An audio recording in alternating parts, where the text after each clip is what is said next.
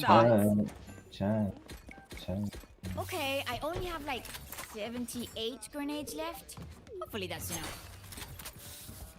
Maybe I should go the fuck to bed, guys.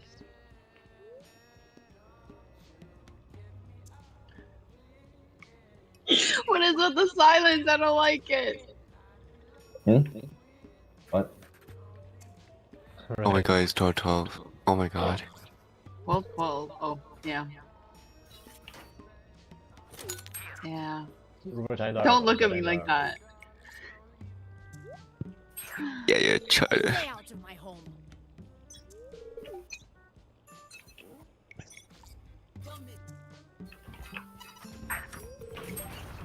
Get back. Where's my cursor?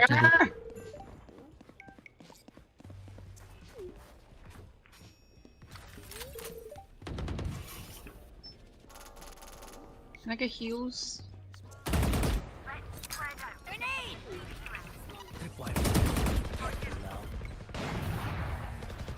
Spike down B. Pew, pew, pew, One enemy remaining.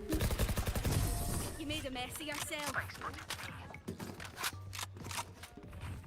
Da belly. Matching sides. Oh my god, it's so easy on defense. I know. I'm pretty sure that's what they thought too.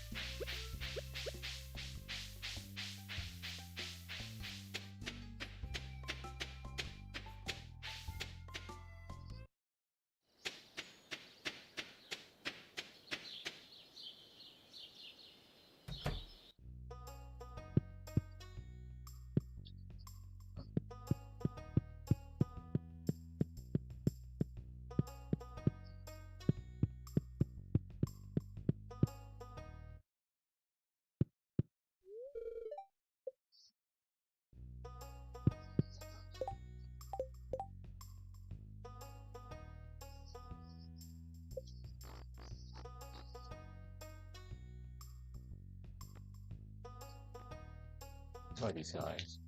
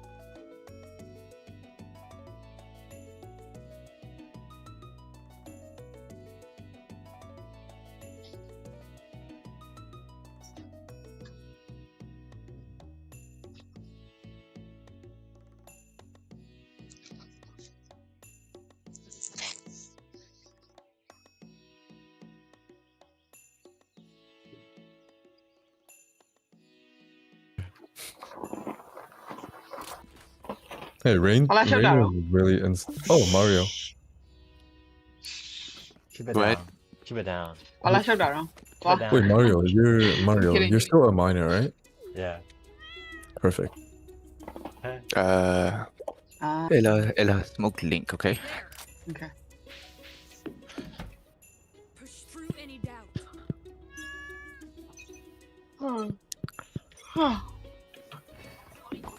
Oh, no, none right now. Milo, Oh, may not there. sorry. Oh, talero.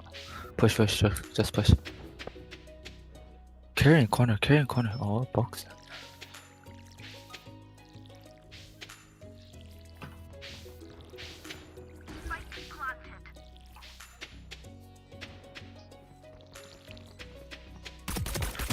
There's two lanes. Okay, bro, like what the fuck? 85 clove. Oh, there. Oh. Nice, Rain, bien. Kill clove first, Behind you. Link aku. Rain, link to aku.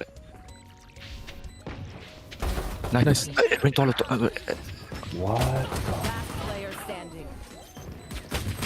Oh, nice try. Oh my god.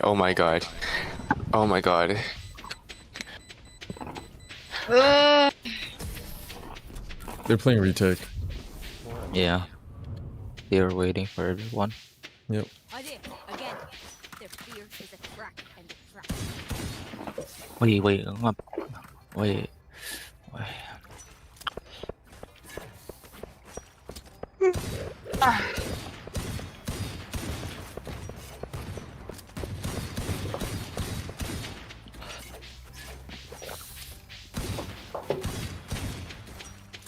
Who's Tensi? Hello? Torrent. What's up? Reloading. Oh, Holy shit. Multiple That's targets. still clear. Bring them down. Spike down A. I have the fight. Push. Mark two. One's pocket. Please. Oh. Okay. Wow. Can I get? How did he know I was there? Weapon here. Oh wait, no. What? Okay, bro. Fuck.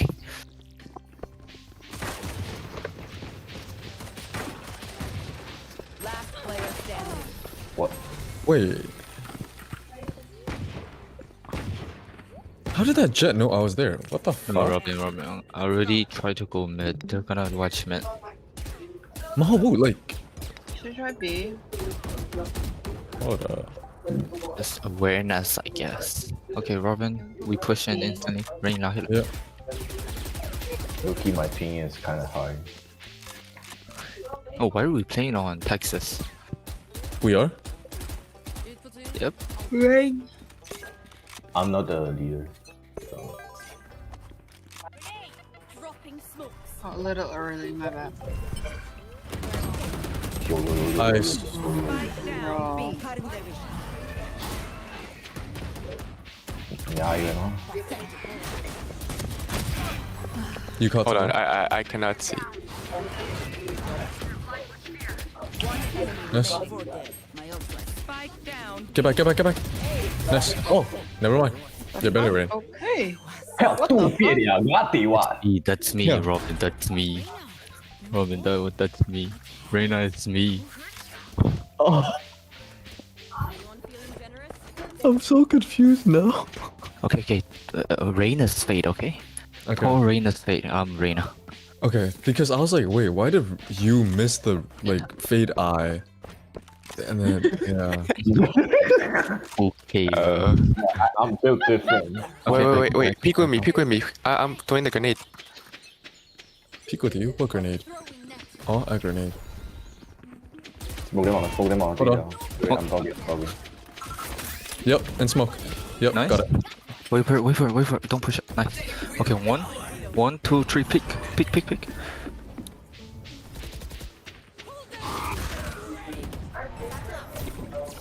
Nice. I think there's one more. Nice.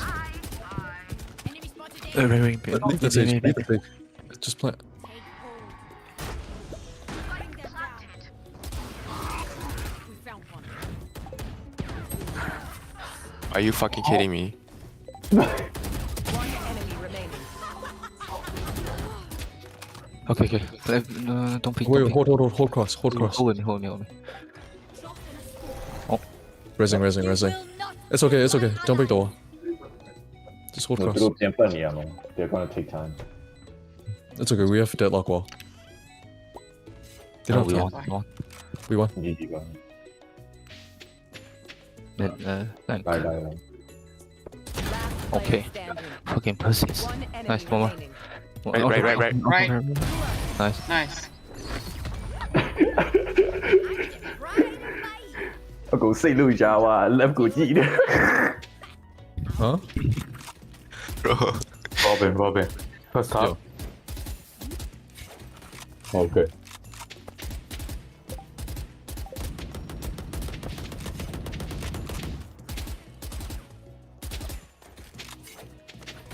Okay, can we go mid?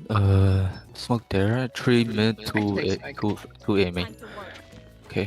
Ella mid. Robin อะไรต่ออะไร Rain ทอ Rain ไล่ Ella smoke mid. Damn.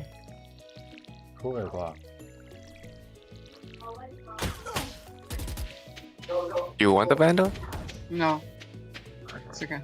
Take You it. just wanted the skin, bro. No, come back.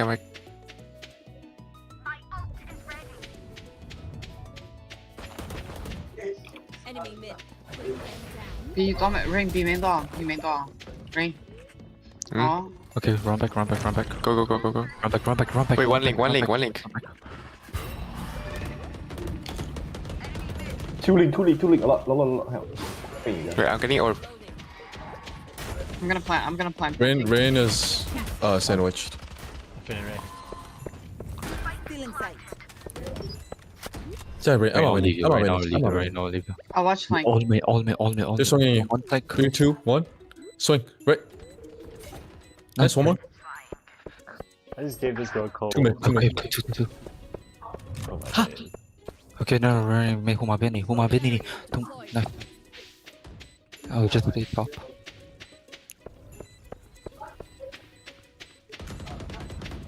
You have net. No flank. Sun goes. You have net. Rain, shoot your net. One enemy remaining. Nice, Ella. Nice one. Oh fuck. Why do you run towards the bomb? We're here because we're the best. Why did you run towards the bomb?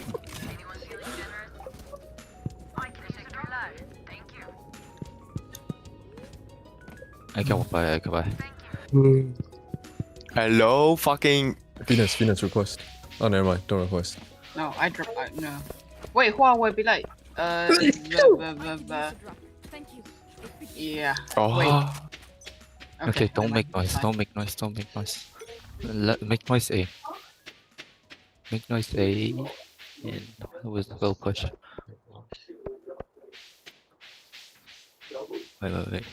Wait. Don't smoke yet. Mhm.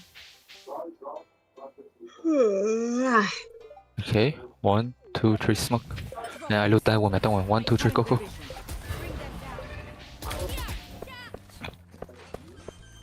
I have ult as well.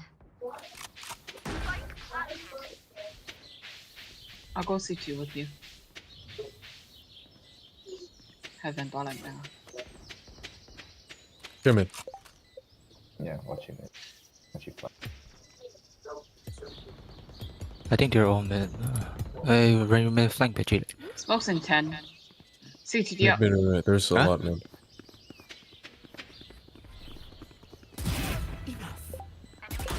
Okay, oh, fuck, bro. One heaven. Yeah, Jet's heaven, Jet's heaven. One enemy remaining. Jet's heaven, Jet's left heaven. Be little. Rain, I'm gonna not die enough. anyways. Nice try. Let's try, guys. Oh, no, we won. Never mind. Oh, we won. I don't know. Need a drop. It sounds like, what do you mean? 아래 let's 밑 try? 아래 밑에 아래 밑 나를 show you tina. 정말. Buy me, please. Robin will be lang. We go, Robin. Hey. Anyone else? No? Okay.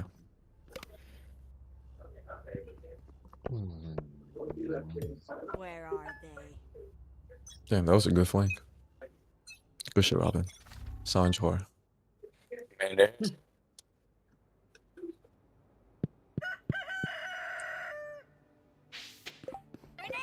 Lâu quá, quên quá. Ê, là smoke. Nice.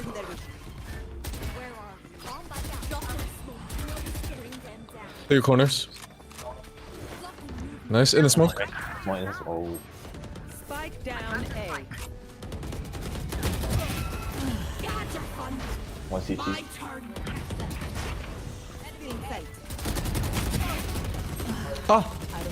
Holy shit, good shit, Alan. Run back, Oh my run God. back. Just run.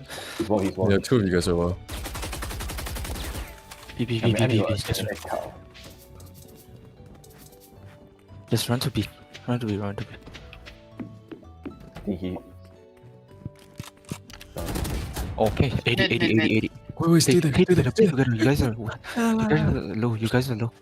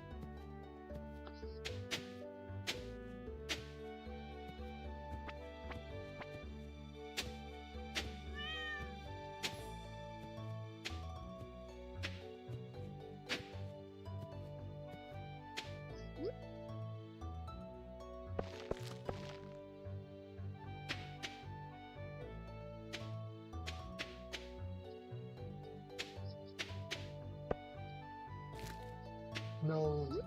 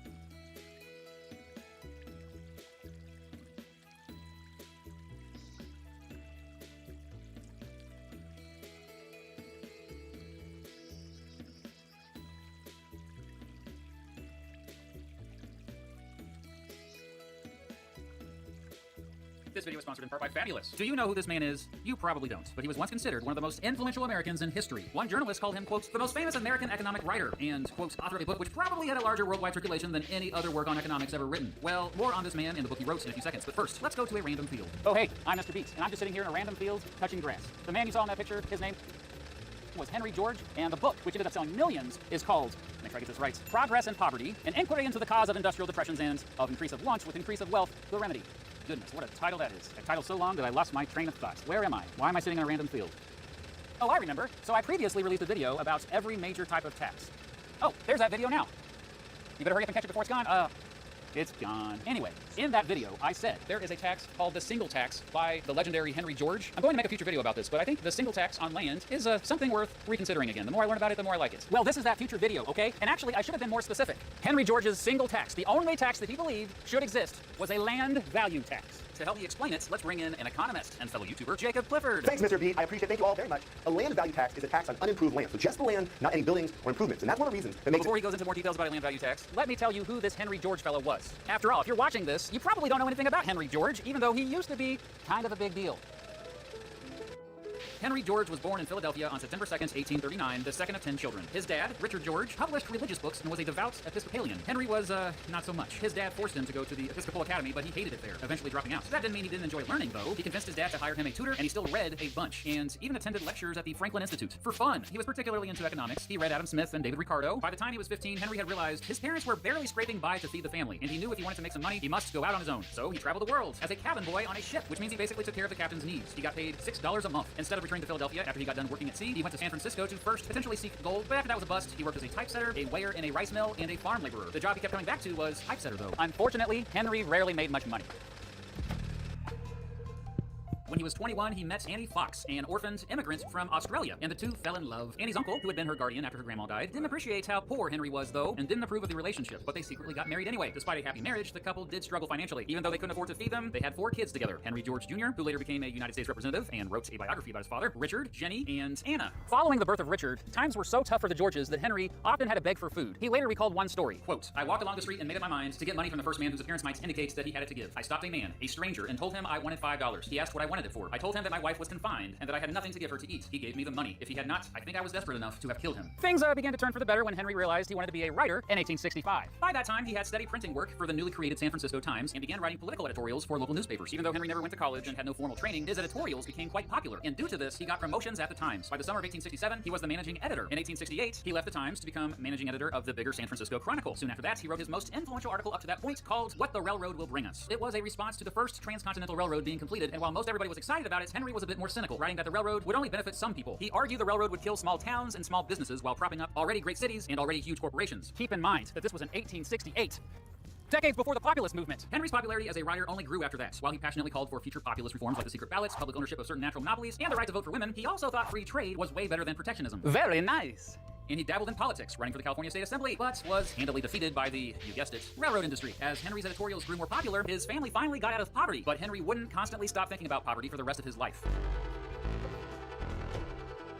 He had 2 aha moments that are literally the reason why I am making a video about him and his ideas today. The first happened in 1868 when he traveled to New York City. He was struck by the fact that those in poverty in such a great city with great wealth were apparently a lot worse off than those in poverty back home in California, a place with much less development. The second aha moment happened one day in 1870 when Henry sat on his horse overlooking San Francisco Bay after a dude told him that an seemingly unimportant acre of farmland nearby would sell for $1,000. Quote, like a flash it came over me, that there was the reason of advancing poverty with advancing wealth. With the growth of population, land grows in value, and the men who work it must pay more for the privilege. Soon, Henry wrote his first analysis of what he called the land question. In 1871, Henry helped found the San Francisco Daily Evening Post, and he became its editor. This is when many first became exposed to his land value tax idea. However, he accumulated lots of debts with the Evening Post, and his family ended up in dire poverty again. Fortunately for Henry, by 1876, he was now a minor celebrity and began giving speeches. He also still made some money as a freelancer of sorts. On September 18th, 1877, he began to write his masterpiece book. The one I told you about earlier, you know, with the long title? Yeah, that's the one. We'll just call it Progress and Poverty from here on out. He finished the book in March 1879 and supposedly drops to the floor and wept like a baby after completing it late one night. That sounds a bit dramatic, but maybe it happened. Anyway, by this time, he and his family were living in New York City, and that is where Progress and Poverty got published in 1880. And keep in mind, at this time, he was 40 years old.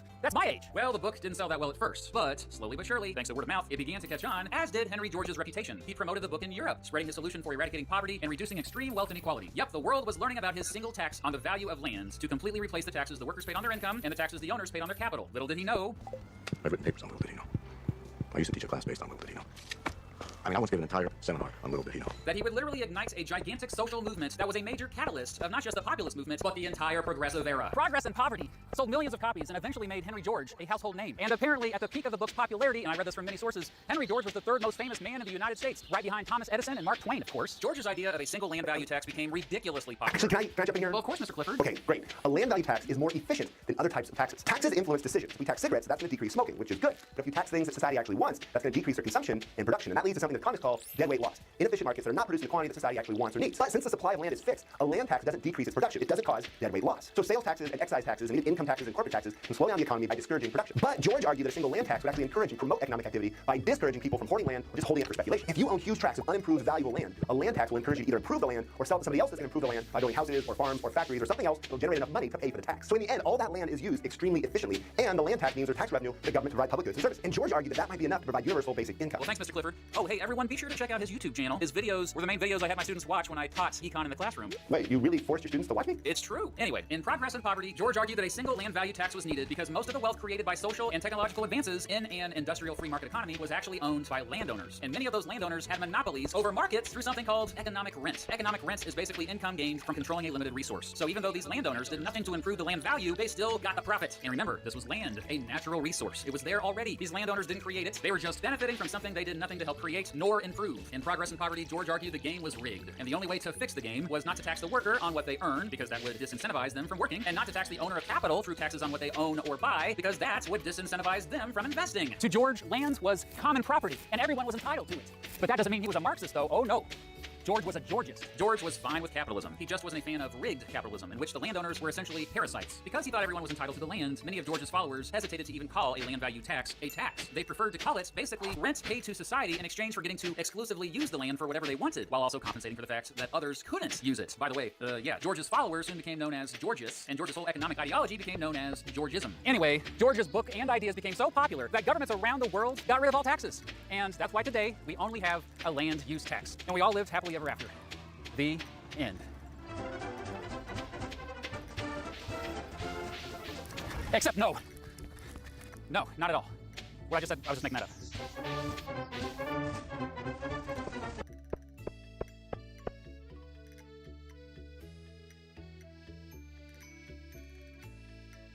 Oops, my YouTube crashed. Anyway.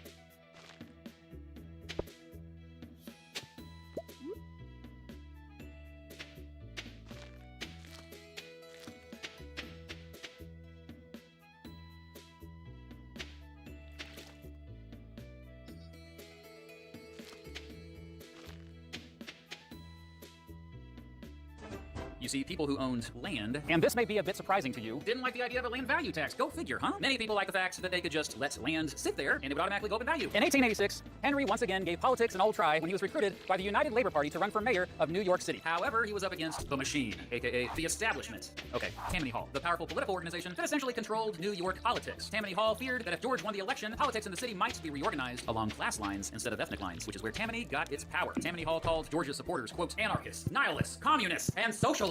Well, George lost the election, but he surprised many with a strong second-place finish. Not only that, but there is some evidence that voter fraud may have been involved. Just saying.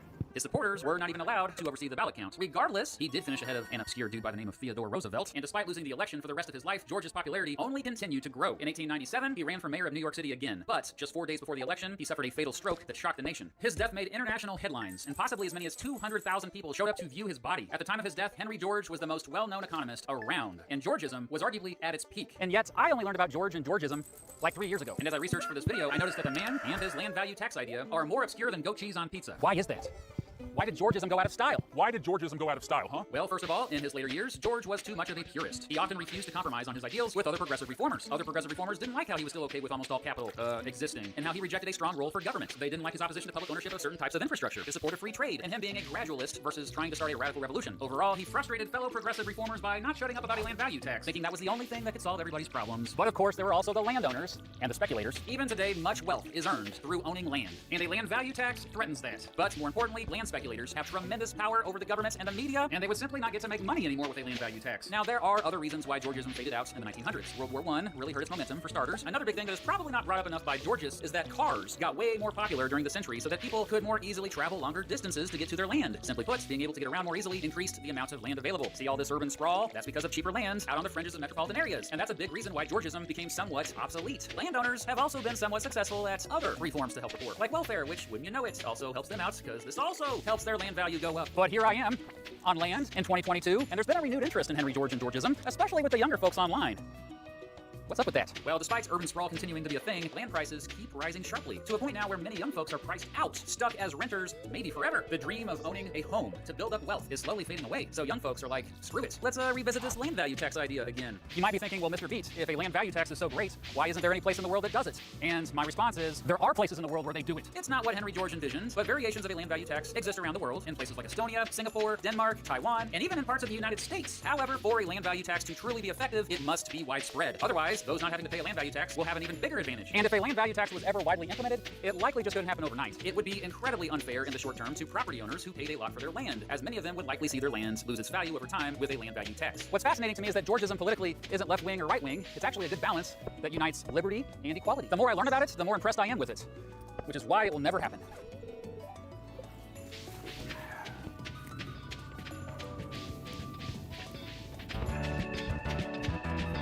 This video is sponsored in part by Fabulous, the #1 self-help app to help you build better habits and achieve your goals. The Fabulous app is a digital coach or happiness trainer, basically, that uses insights from behavioral science to develop great habits that will help you live the life you want. One thing that I've been trying to get better at lately is eating more fruits and vegetables. Well, my Fabulous premium account has kept me on track and held me accountable, dadgummit. You can either choose a self-guided approach or the guided approach. I've used the self-guided habit tracking to allow me to choose between more than 100 habits or even create my own. I really dig its timely reminders, motivating lessons, and engaging animations. So join me. Start building your ideal daily routine. The first 100 people to click on the link in the description will get 25% off a Fabulous subscription.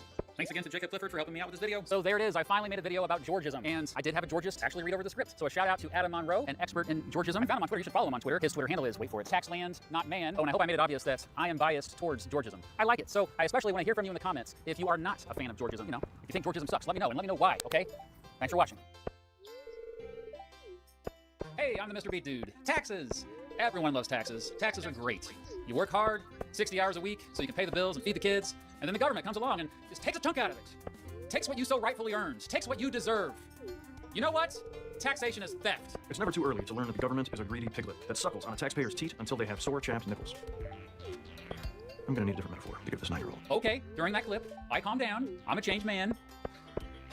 First, let's just break down what taxes are and why we have them, okay? A tax is a required payment to the government. You have to pay it. If you don't, there will be bad consequences and stuff. Now, why on earth do we have to pay taxes? So the government can pay for stuff. Now, remember, as I said in a previous video, the purpose of the government is to protect society. More specifically, to resolve conflicts, defend a society from other societies, or provide public services. That costs money, and they need to get that money from somewhere. What are they gonna do? Borrow tens of trillions of dollars to pay for everything? But seriously, they do that too.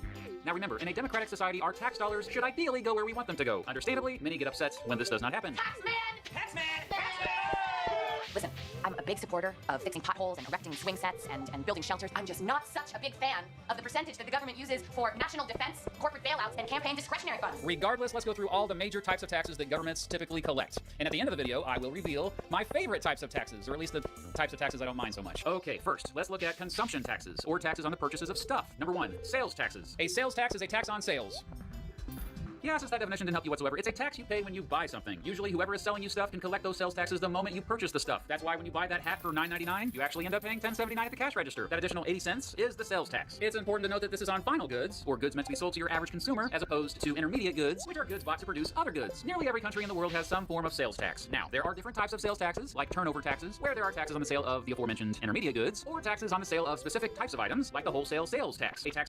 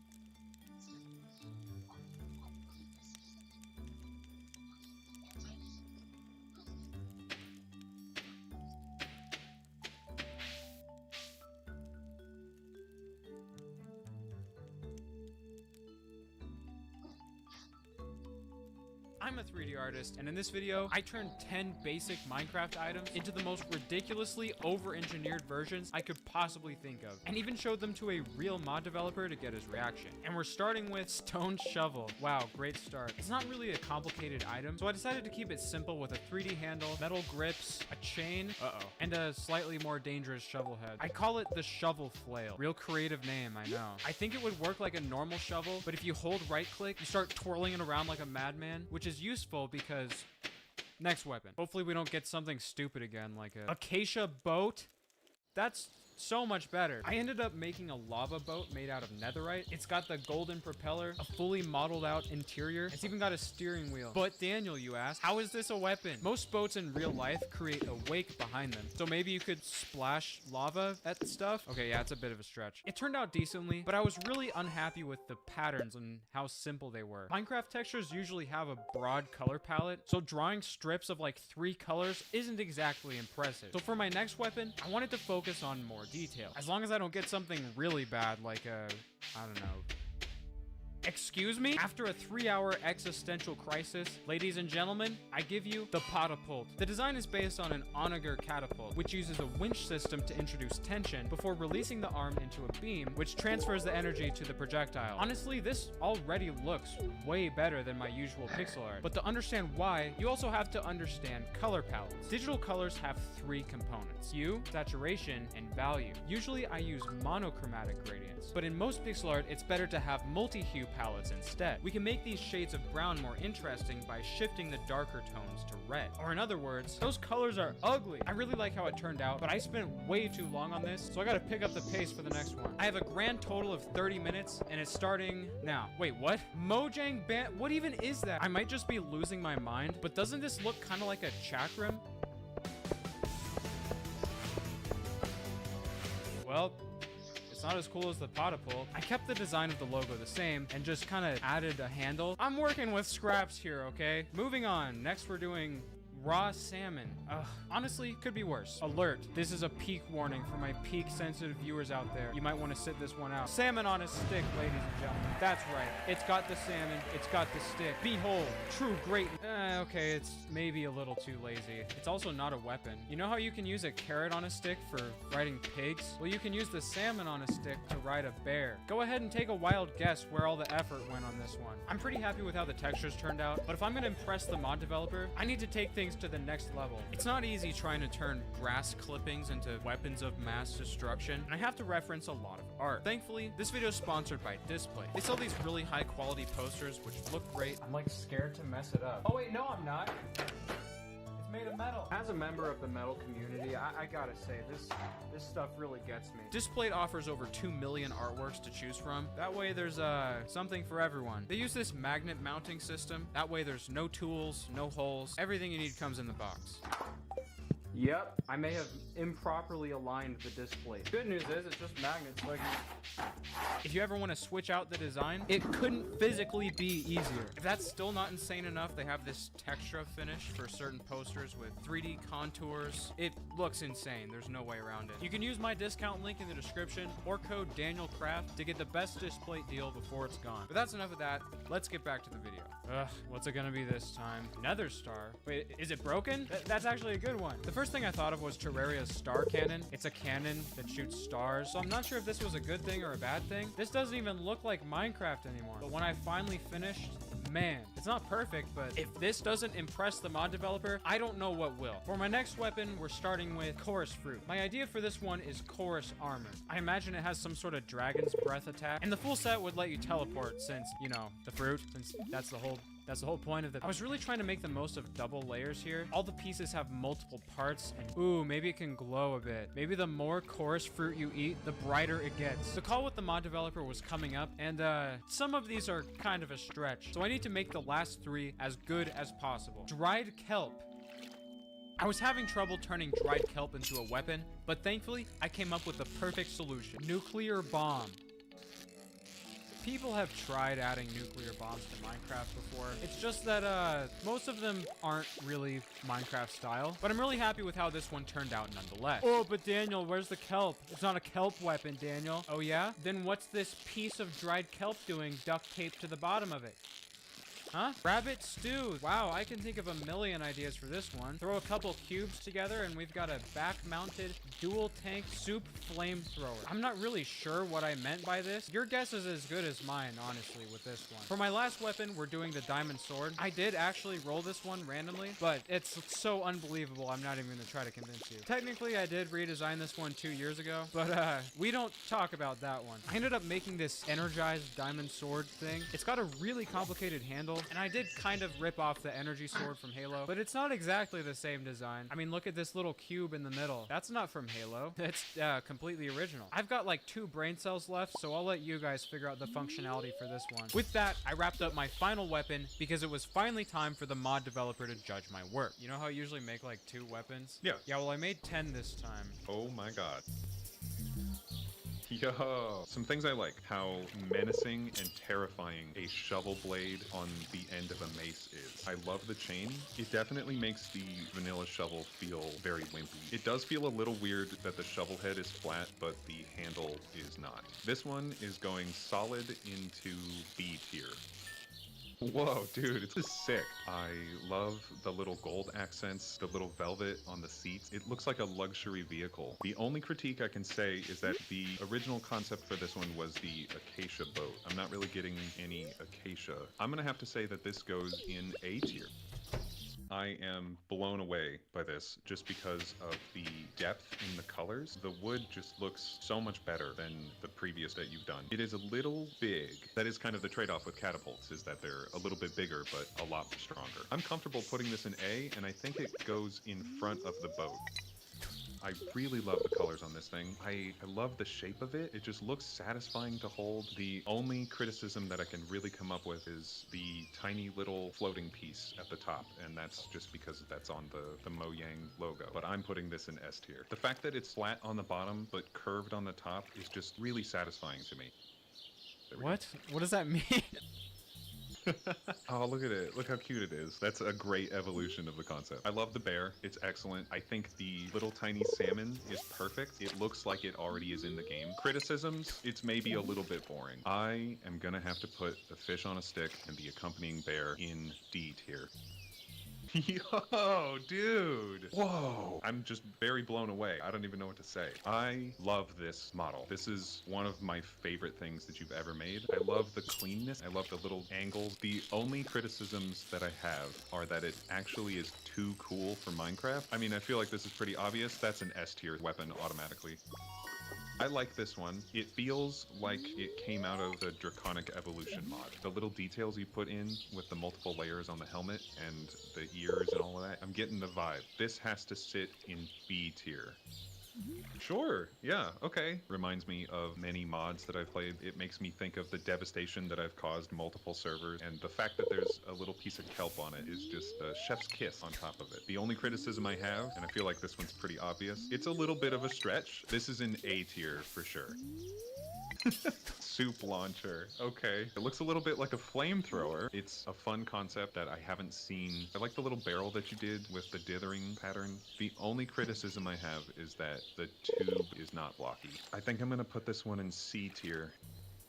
I think I actually have some criticism for this one. Isn't this a diamond sword? There's a lot of gold here. Outside of that, it's a little heavy, like weight-wise. I feel like it might be a little too much. I think it goes at the bottom of A tier. Anything you want to change about the tier list? No, I feel pretty good about this. Everything from B tier and up, I want in the game. I'm working on a little game called Action Coin Pusher, where you fire coins at little toy statues that come to life. So go check it out. With that, I successfully impressed the mod developer, but this isn't over until it's S tier across the board. See ya.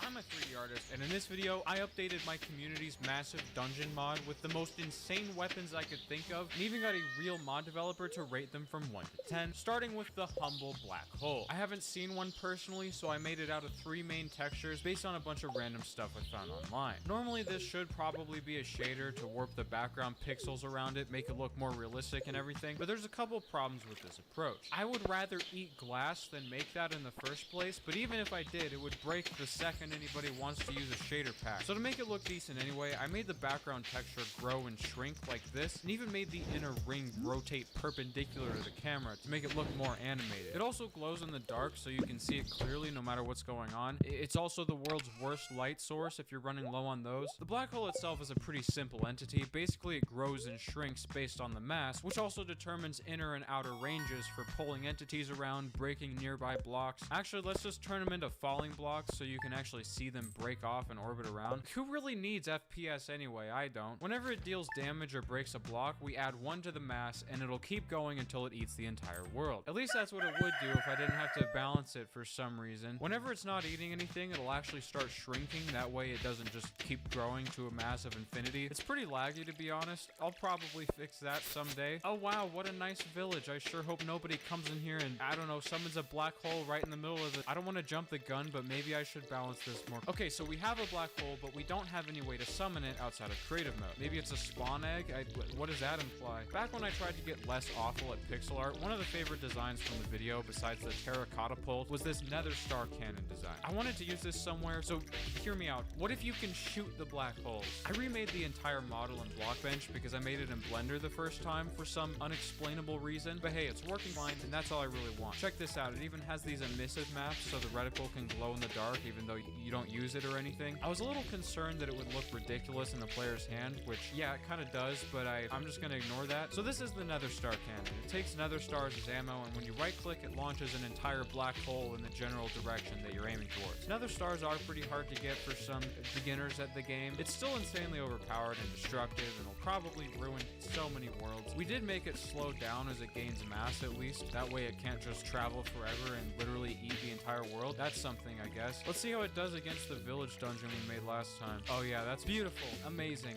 I can't move. Let's try the combat test. 100 zombies versus it already won. Moving on. It's already pretty hard to use, but if I'm gonna impress the mod developer and have at least some semblance of balance, I'm gonna need this thing to be very difficult to get. Currently, the way the dungeons work is you fight through 100 or so rooms to reach a boss fight, which drops a weapon. It's not like these dungeons are easy or anything, but this is still far too overpowered for that, so here's the plan. Bosses will now drop these boss keys, which don't really do much of anything on their own until you go to another dungeon later on. There's a small chance that a dungeon will generate with this rare gauntlet room somewhere, but there can never be more than one. I made it out of black concrete, so it's completely pitch black, really just unsettling to stumble across the first time around, especially since even torches don't do anything here. It's kind of depressing in here, so to liven up the place, I added this lovely heartbeat looping sound. It's the little things, you know? They're pretty easy to miss, but if you navigate around inside for a bit, you'll find this lava pit room with a giant red rift in the middle, but the only way to open it is with the boss key. It's kind of like the Slayer Gate system in Doom Eternal. You have to prove your skill to be able to actually get in here, and when you enter the rift, it sends you to a challenge floor, which is an entirely separate pocket dimension that only contains 5 rooms, and the only way to leave is either by beating the whole thing or running out of lives. The challenge floor starts with 3 perk choices to help out with the difficulty. We added so many of these things now that it actually feels like a roguelike. My favorite is probably Big Red Button, which spawns TNT every time you take damage, which seems like it would ruin the run, and it might, but if you also get explosion immunity, then you can do stuff like this and it doesn't even matter. Unless you have multiple people, in which case you probably won't even be able to move due to all the explosions. But anyway, after you pick the 3 perks, you find the gauntlet, which is currently a gray cube. This is a very high effort video. I started building a giant sci-fi arena out of white, gray, and yellow concrete to match the color palette on the cannon. It's centered around this massive interconnected sculpture with waterfalls flowing down through it. The sculpture is randomly generated, and it's actually one uninterrupted line if you look close enough. I tried to add multiple floors with water pillars around the walls so you can climb up and down whenever you want. These are supposed to be a bunch of hanging plants, really going for that futuristic office look. You can climb on top of the structure by swimming up there. Maybe this is a good vantage point. There's a lot of open areas to fight, but the small mobs can spawn in the structure, so you have to navigate that too. And if you can finally beat it, you're rewarded with one of the weapons from the mod, and an exit room opens up to take you back where you first entered. So we added a literal black hole to the game. Why have just one way to melt your PC when you could have multiple? Yeah, I'm gonna have to buy a fire extinguisher for this next one. And if you look closely at my Cash App card, you might notice the world's highest quality drawing of my logo etched into the metal. I have to specify 3D artist for a reason, okay? This is the Cash App card, which is a lot like a normal debit card, except you get to design it yourself. The possibilities here are concerning, not to mention the exclusive discounts it gets you on everyday purchases like coffee, video games,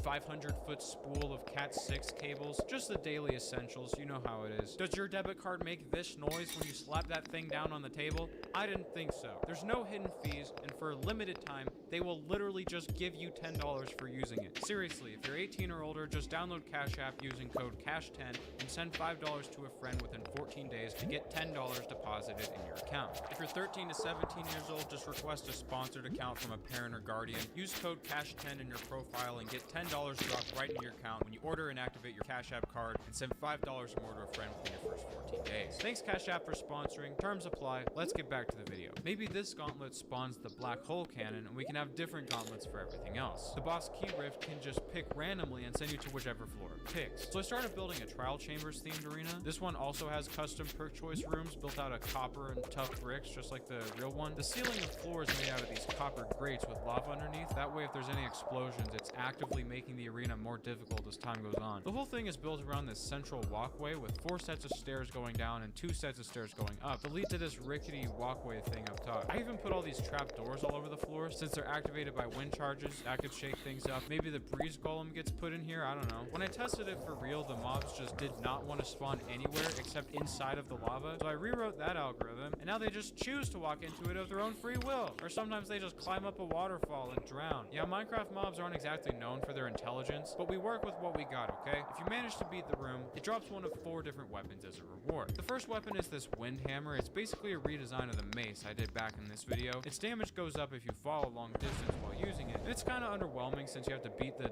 nightmare gauntlet to get it, but it's a pretty cool redesign. It even has these different models depending on the enchantments it has: density, piercing, wind charge. I did technically make these a while ago, so they were already in the game, but that was in a different version and actually a completely different mod loader, so they basically had to be remade from scratch. Number 2 is the wind mace. It's kind of like the wind hammer, except for the fact that you spin it around in circles like a madman by holding right click and release to attack, except it also sends you flying, so it can be used to bounce around all over the place. It even shakes the camera around while it's charging if you hold it long enough. And the time limit technically isn't capped either, so you can use it to just see yourself out of the world. Maybe this could be a new travel method. It's definitely better to use with the elytra though, due to, you know, gravity. Number 3 is the wind cannon. This thing loads wind charges and shoots them. You can already do that though. Well, the thing about this one is that you can load multiple charges at once, and it combines them together into bigger and more powerful wind charges when you actually release it. You have to be careful because if you overcharge it too much, it could start shaking and explode. It's worth it though. These beefed up charges can take out the side of a mountain, and it's actually how the breeze golem countdown cannon works as well. Probably don't use it in here though because that's an absolute nightmare. And finally, we have the wind bow. It works like a normal bow, but the arrows drop wind charges downwards as they go. You got the wind animation around the tip of the arrow. It's mostly for crowd control, but it's also super useful for movement because you can... Wait, no. Anyway, that's a pretty good selection, right? 4 weapons. Any more and you'd have to grind more than a Genshin Impact player just to get the one weapon you actually want. But I still wanted one more arena to act as a catch-all for the other weapons, at least until they get their own build. And I wanted this one to be the best one yet. So I split the area into 4 corners with columns up to the ceiling and stairs that lead up to a second floor up top. I'm trying to reference the Doom Eternal style of arenas. I'm kind of a fan of that game, if you haven't noticed. I like it when every route leads somewhere, that way you don't ever have to stop moving. But I did add these lava pits at the bottom, so if you fall down, you risk getting cornered down here. I decorated everything with these blackstone arches and random cracked mossy versions of blocks, a bunch of chain platforms everywhere. Jarvis, turn the night vision off.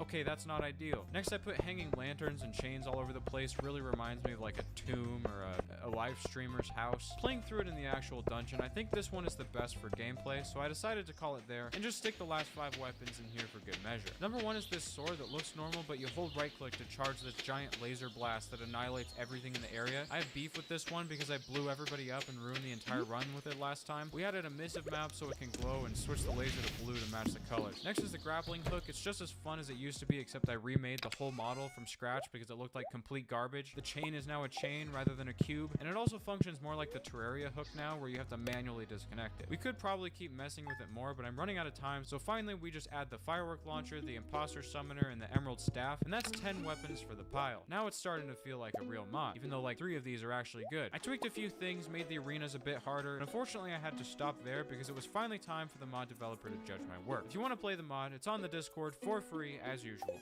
Hey yo. Hey yo. Alright. Oh, we need a key. I love the lead up to it, the black concrete and the terracotta and the heartbeat. The heartbeat's crazy. We'll come back to that. Okay, yeah, sure. Oh, let's go. Let's go. We did. All Okay. right. Boss key. You're telling me that wasn't the boss? Step height or step height? Okay. Come on, man. You gotta make it so they're 2 different things. That's fucked up. I'm gonna have to go with step height, though. That's good. Banger. Banger alert. Oh, no. Yeah, we Uh-oh. You blew up the ceiling and now there's lava everywhere. Oh, shit. I didn't know it was destructible. You did it. Nice. Oh, that's cool to sound like. Whoa. Oh, hey, yo. I'm spazzing out. I'm scared to do it here. I'm gonna run out of lava. Explosion immunity? That sounds dope. Let's go. One punch, man. I don't know if I'm gonna try to use my fists, man. No, we're not doing that. Oh, that's good. Oh, that's big one. Very dead. Very dead. Uh-oh. I hear a boss. Oh, it's a mutant bog. A wither? I'm sorry, that's a little excessive. What's this? Big red button. Spot teeth, that doesn't sound good. It can be. Ooh, this is a cool build. Oh, don't get poisoned. That would probably be I'm just kind of flying around. I got poisoned. Where's the weapon drop? Here it is. Star cannon. Holy shit. Yo. Wait, that's sick. Can I make it, like... It's still going. Oh, it's still going? Oh my, oh shit. The pig. Let's just take, I'm going in. My favorite one is definitely number 2, I think. It's what we were saying earlier, like it's got a nice balance of like escapability and maneuverability, but also it's not, when I was running away from enemies, the most I could do is hop onto one of those like chandeliers around the corner. So I thought it kept the pace of combat like really fast and fun. Least favorite, I mean, I didn't get a fair experience of it, but number 3, mainly because the water being everywhere with the shader makes it kind of hard to see where the water is and where it isn't. And then number 1 was in the middle. I like number 1. It just felt like a nice hybrid between the two, so I liked that as well. But yeah, number 2 is my favorite. With that, I successfully impressed the mod developer, but this isn't over until it's slightly less buggy than Cyberpunk at launch. See ya.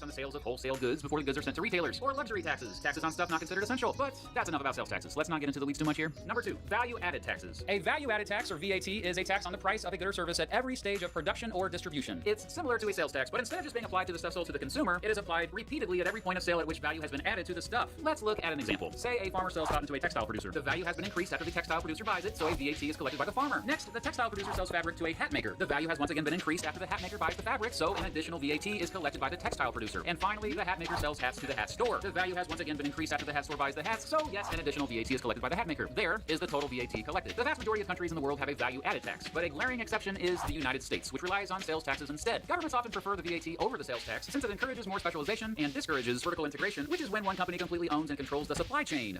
Amazon. Here's 2 quick graphs to show you the basic difference between a sales tax and a VAT. Feel free to pause here and stare at it for 48 seconds. Number 3, excise taxes. An excise tax is any tax that's made on stuff when it's produced as opposed to when it's sold. And up until recently, I've been giving my high schoolers in economics class the wrong definition of an excise tax. I apologize for that. Please don't be mad at me, bros. In my defense, most places online define an excise tax the way I used to. Basically a tax on the sale of specific goods or services or on certain activities. I think the confusion arises because excise taxes are often sin taxes, or excise taxes placed on stuff that most people view as harmful to society. You know, stuff like cigarettes, alcohol, marijuana, gambling, prostitution, or even sugary beverages. But the main thing that makes an excise tax is that businesses pay them, not consumers. Both excise taxes and value-added taxes are often called, quote, indirect taxes, since consumers end up indirectly paying them anyway because producers and retailers will end up just raising their prices when they have to pay excise and value-added taxes. Regardless, many folks are cool with excise taxes as long as they are sin taxes because they think if something is bad for you or society, then it should be more expensive to discourage folks from buying it. Take gas taxes. I'm currently getting gas in Missouri. I crossed the border from my home state of Kansas. Why? Because gasoline is a lot cheaper in Missouri because there are lower excise taxes on it. So yeah, excise taxes are usually a fixed amount for each unit of good or service sold, and governments also apply them to a narrow range of goods. Other common targets of excise taxes include salt, paper, advertising, and coffee. Oh, you better not be taxing my cold brew coffee.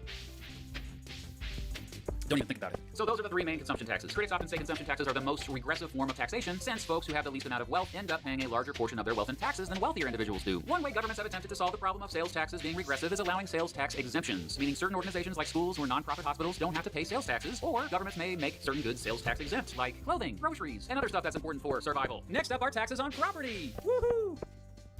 Number 4, property taxes. A property tax is a recurring tax paid based on the value of the property we own. Typically, it's on real estate, like land and buildings, but also personal property, like vehicles and equipment. At minimum, we usually pay property taxes once a year, and if the value goes up on our property, yay, we get to pay more property taxes. But if the value goes down, yay, we get to pay less property taxes, but boo, our stuff is worth less, so that sucks and stuff. Governments may also collect property taxes when the property changes owners. Oh, and by the way, property taxes are the single biggest source of state and local revenue in the United States, funding things like schools, roads, the police, and other important services. Next up are taxes on assets, and if you forgot what assets are, they are anything of value that can be converted into money. Number 5, estate taxes. An estate tax is a tax on your right to transfer wealth at your death. It's automatically taken out of someone's estate, get it? Upon their death. Typically, governments collect estate taxes on estates with assets worth at least tens of millions of dollars. So, most of you watching this video right now won't have to worry about this one. Oh, and critics of estate taxes often nickname them death taxes, which I think is pretty effective use of language there, buddy. Related to estate taxes are inheritance taxes, which also revolve around the idea that many have that if you're getting free money from a dead relative, it's okay for the government to take some of it since you didn't earn that inheritance, am I right? Anyway, an inheritance tax is what the beneficiary or the person inheriting the wealth has to pay when they receive the inheritance. Number 6, wealth taxes. A wealth tax is a tax on a person's total net worth. To figure out a person's net worth, they look at the value of their assets minus their debt. So, like, if they had $10 million in assets and $1 million in debt, their net worth would be $9 million.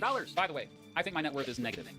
Anyway, similar to property taxes, a wealth tax is recurring. Wealth taxes are not that common around the world. Some European governments collect them once a year. In Colombia and Argentina, both have a wealth tax. Apparently, it has already raised billions in Argentina, but European countries have had less success raising money this way since people have hid their assets or taken their assets to other countries. And so, others prefer taxes on earned wealth in a given year as opposed to accumulated wealth. Number 7, income taxes. This is probably the tax that most of you complain about the most. An income tax is a recurring tax on your income, or the money you make. It's the main reason why your paycheck isn't as high as it should be. But it's not just on wages or salaries. It's also on other forms of investments an individual or household earns. Now, there can be expenses and deductions that lower the amount of income that's taxed, and that's why filing your income taxes can get quite tricky to a point where many hire someone to file their income taxes for them. The vast majority of income taxes are, quote, progressive, meaning tax rates increase as a person's income increases, meaning they end up paying a larger percentage of income taxes than those who earn less. Typically, a progressive tax system has tax brackets, so different portions of your income are taxed at different rates. The rate you pay on the last dollar you earn is often higher than what you pay on the first dollar you earn. Governments always start at 0 when calculating. In the United States, there are currently 7 different tax brackets at rates of 10, 12, 22, 24, 32, 35, and 37. Most Americans don't ever have to worry about paying more than 22% of the last dollar they earn. Okay, enough of that. Some places have a proportional income tax in which the tax rate is fixed, so you pay the same percentage no matter what your income is. Now, if you are self-employed, you often have to calculate your own income and pay the government directly. Employers often collect payroll taxes. So how do the richest citizens get out of paying so much in income taxes? By reporting a lower income, of course. But there's another way that we can get their income. Number 8, capital gains taxes. A capital gains tax is a tax on the profits on the sale of an asset. Often this is through the sale of stocks, bonds, precious metals, or cryptocurrency. Even antiques can be subject to a capital gains tax if you make enough money from them. The capital gains tax rate depends on how much profit you gained in a given year. It is far more common than a wealth tax, mostly since it's easier to keep track of. However, often wealthy folks just hold on to assets. They don't. They're eating. This is what's happening. Eating. This is what's happening. Eating. They're eating. They're eating.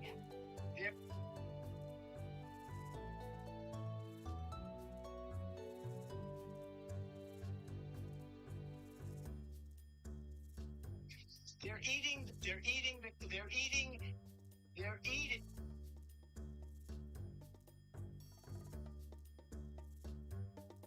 They're eating.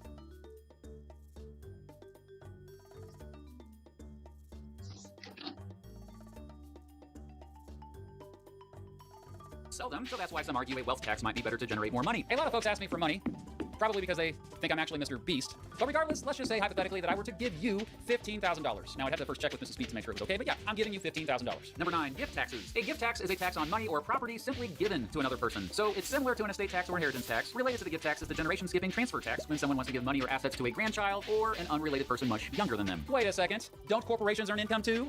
Why, yes, they do. Number 10, corporate income taxes. A corporate income tax, or simply corporate tax, is a tax on business profits, which are revenues minus expenses. Typically, corporate tax rates are flat. The thing about corporate taxes is that they indisputably create tax havens. See all these countries? They all have an effective 0% corporate tax rate, which is why so many companies incorporate headquarters in them to avoid paying taxes on their annual profits. Here's one example. Back in 2017, Google shifted $23 billion to tax haven Bermuda. So yeah, this is one big reason why corporate taxes remain controversial. Oh, and how could I forget?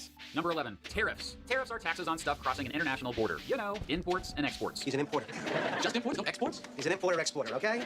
But mostly imports. Tariffs can be a fixed percentage of the price or change according to the price. Historically, tariffs have been an important source of revenue for governments. The idea is that governments can both make money and encourage production to stay domestic. A win-win, right? Not quite. Nearly every economist out there argues tariffs have a negative effect on economic growth and economic welfare, and that free trade and reduction of trade barriers is the best way to grow an economy. That said, free trade can lead to income inequality like we see around the world currently, so that's why many politicians have called for tariffs. Okay, so I've went over all the major types of taxes, so now it's time to reveal my favorite types of taxes, or at least the taxes I don't mind so much. So first of all, I'm cool with excise taxes. I'm also okay with value-added taxes. I think those are pretty reasonable. Next up, I think as far as trying to get assets, I think a wealth tax probably works better than a capital gains tax. And finally, I have, just found out about this recently, but there is a tax called the single tax by the legendary Henry George. I'm going to make a future video about this, but I think the single tax on land is something worth reconsidering again. The more I learn about it, the more I like it. To simplify all this, to sum up, there are basically 3 types of taxes. Taxes on what you buy, taxes on what you own, and taxes on what you earn. Speaking of what you earn, I got this letter, no joke, this is from the IRS. I'm an American, so yes, they sent me a bill for $17.26. So when I paid them income taxes for 2020, apparently I came up a little bit short. So excuse me while I go write a check to the Internal Revenue Service. So what's your favorite type of tax? Or at least, what's the type of tax that you hate the least? Let me know in the comments below. Next week marks the return of the wildly successful Supreme Court Briefs series. I have a TikTok. Check out my TikTok. I've been posting more videos on there lately. And that's about time. So thank you for watching. You're great. You're wonderful. Turn it on. There's the story of the very first production of the play Death of a Salesman in 1949. The last line of the play is said, "The curtain comes down, silence. The audience doesn't clap or boo or..."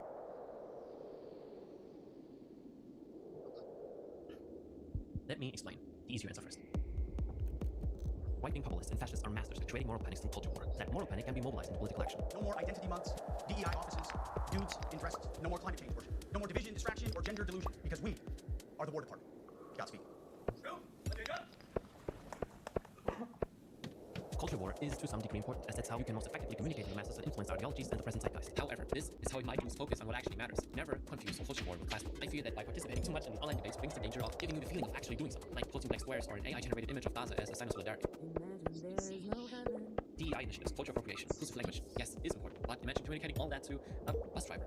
Caveat is not concerned about big mermaids or if his language is offensive or not. He just wants to be able to pay his rent, have free healthcare, and a secure return. We need to redirect the important issues to people lost in culture war topics, us included, because culture war doesn't just cause moral panics among white and conservatives, but among everyone. We can't get too emotionally invested in these chronic online debates.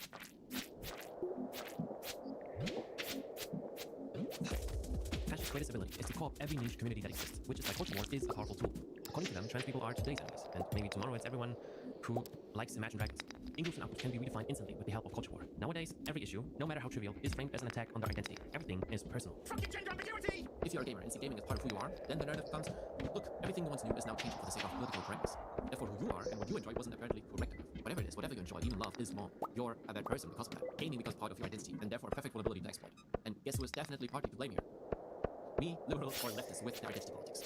Identity politics means that people fight for their rights because based on characteristics such as skin color, gender orientation, or religion, they share similar experiences. In itself, it was a useful analytical tool when the term was coined by black feminists in 1927. It was meant to understand and analyze their experiences as black women in society. This made it possible to grasp the hierarchies and dynamics among different marginalized groups. It also helped create safe spaces for these oppressed communities. Today, however, the identity features are being expanded and overemphasized. From rather important points like pronouns, neurodivergence to veganism, down to your favorite content creator film or video games. My concern is that this overemphasis on the self will in the worst case lead to the formation of more and more isolated groups. Out of a completely understandable point of self-protection, identity groups often find it difficult to let in people who don't match identity points. This makes intersectional and solidaristic cooperation, but it also leads to more vicious feeling. Petty days are introduced instead of addressing structural problems of healthcare or animal rights. People kneel instead of tackling systemic racism or police violence. Women is elected into high office while children in the Middle East keep getting bombed. Caveat couldn't care less. This landlord is a global slave queen as long as he still pays unaffordable rent. This lets us pat ourselves on the back without actually changing anything. This comes across arrogant, smug, and out of touch. We are not separatists. We strongly believe in coalition. I believe that the way that it has been misunderstood and misinterpreted is because other people came up with the same concept. I came out here to say, do not blame me for what has happened to identity politics, because people have not read their original source, and if they did, they might feel a little more comfortable around what it was we were saying. By doing this, we are playing into the hands of fascists and white nationalists. When the self and traits that make up one's identity are overemphasized and placed front and center, it provides a perfect attack opportunity for fascists, or anyone who really, because now every issue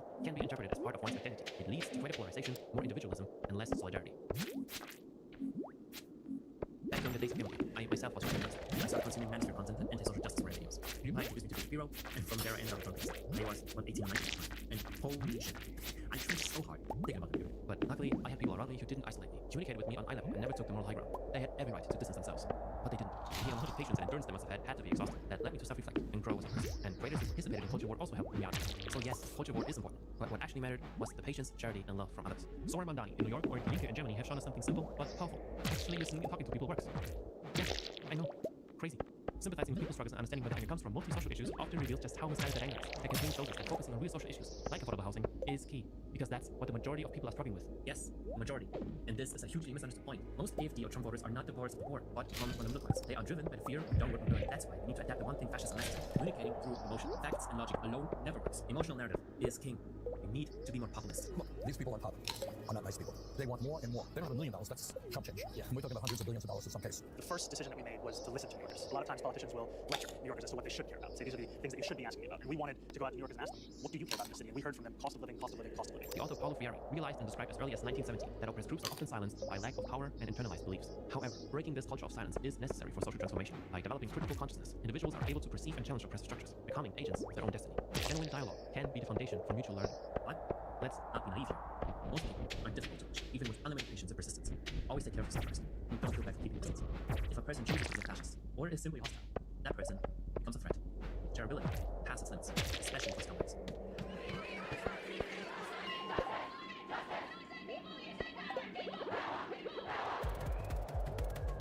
Organize. Meaningful liberation requires both reflection and action. Not just understanding the world, but to actively working to change it. Join protests, call your local representatives, go to town halls and vote. Join your local anti-fascist groups, find communities, do social work, join parties, or simply casually talking to the people around you. Anything. But please, for the love of God, stop doing petitions. Fascism is on the rise, but so is anti-fascism. Economic conditions and global events are giving people the clarity to identify the real. We need to call out liberals for betraying their supposed values, for compromising them until nothing remains but hollow gestures, compromising their values until it's hollowed out completely. We must expose the vicious signaling nonsense that gives the liberal middle and upper class their little circle jerk of moral high ground, often by dismissing others as uneducated or stupid rednecks. Over 100 years ago, they called us rednecks because striking workers from all different races wore red bandanas around their necks as they fought and died for respect and a living wage. The people have become this still to expect. So what is the answer?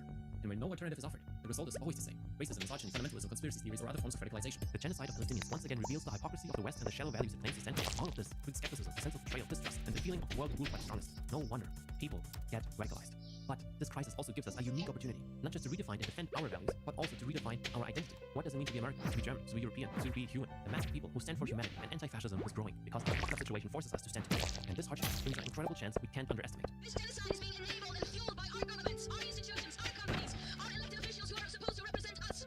End your complicity. Everyone, end your complicity in this genocide. Be human. No one is free until Palestine is free.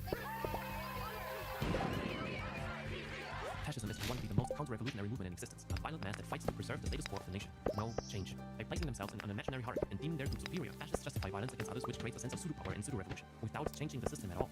We're all frustrated with this. We all know something is deeply wrong, but to embrace an ideology that maintains this very system, endless concentration of wealth in the hands of few, is not revolutionary. It's reactionary. It is not a culture war that threatens your way of life, your identity, your future, which is true, by the way. But it's not transmigrants, not immigrants, not brokers, not the poor, and no, not even the rich. The true threat is capital itself, or more precisely, how it is distributed. What would be truly revolutionary is recognizing the system of exploitation and committing to breaking it, joining organizations or bodies that aim to dismantle it instead of getting lost in identity politics or feel-good movements. And call my beliefs whatever you want, the label doesn't matter. One thing is clear. The way things are going now is leading us into hell.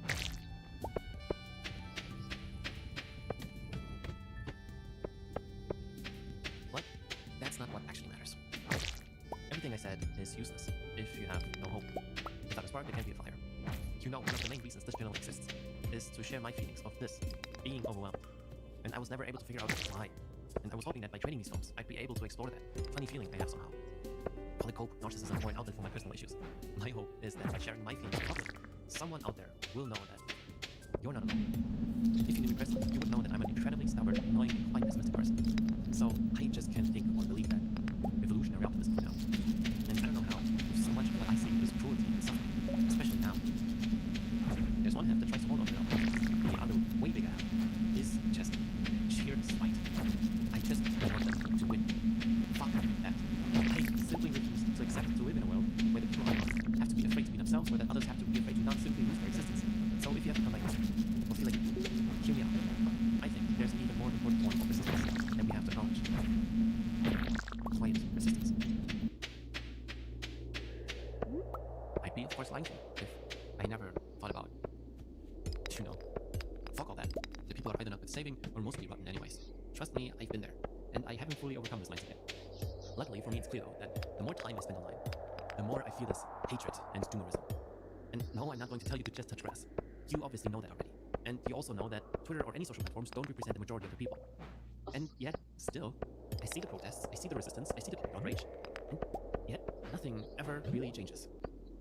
How do I escape this dread and this feeling of guilt? If I don't stay informed, I'm part of the problem. If I don't take political action, I'm not doing it. If I fall into hopelessness, I'm giving up. I don't want to, but I simply can't do it anymore. I've lost hope. And yet, even though I have no idea how to escape this feeling, I wake up every day. I go to work. I eat. I go outside. I go to the movies. I play video games. I meet my friends. I hug my girlfriend. I pet my dog. I annoy my sister. One day at a time, I'm coming closer to accept the fact that maybe I must endure that sorrow. I must keep on going, because there's no other option. And no, there is no other option. There simply isn't. So stupid. And deep down, I know that it'll be okay. I still have my peso highlights compilations. And can you imagine that incredible feeling when you hear the news that, or that feeling? Oh my god, can you imagine? You can't miss that. Like, come on. And if you look closely, you see the good in the world.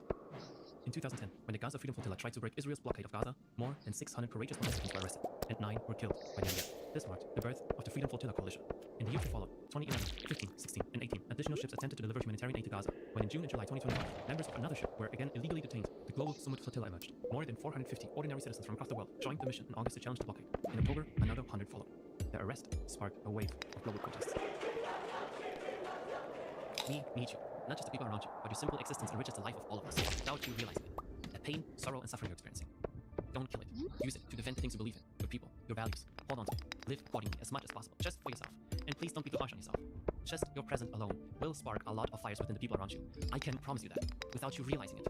Because you never know what small gesture, touch, compliment, a word, or even a look can start a ripple effect. My films are living proof that this is true. They wouldn't exist if it wasn't for the people around me who has led me to do this. And it could have been the smallest trivial thing that initiated all of it. My hope is that these films will eventually start more and more and more ripple effects. But the effect of her being on those around her was incalculably diffusive. For the growing good of the world was partly dependent on unhistoric acts. And that things are not so ill with you and me as they might have been, was half our way to the number who live faithfully, a hidden life, and rest in unvisited tombs. Do you know what the most sickening part of fascism is? Fascist ideologies are based in nothing. Hierarchies, purity, mysticism, fake history. It's all lore. All fake. Based in nothing. Which is why once you go down the road, your soul will not only be corrupted, but also just hollowed out, empty. Therefore finding purpose, holding on to your humanity, empathy, hope, and life is the most anti-fascist thing you can do.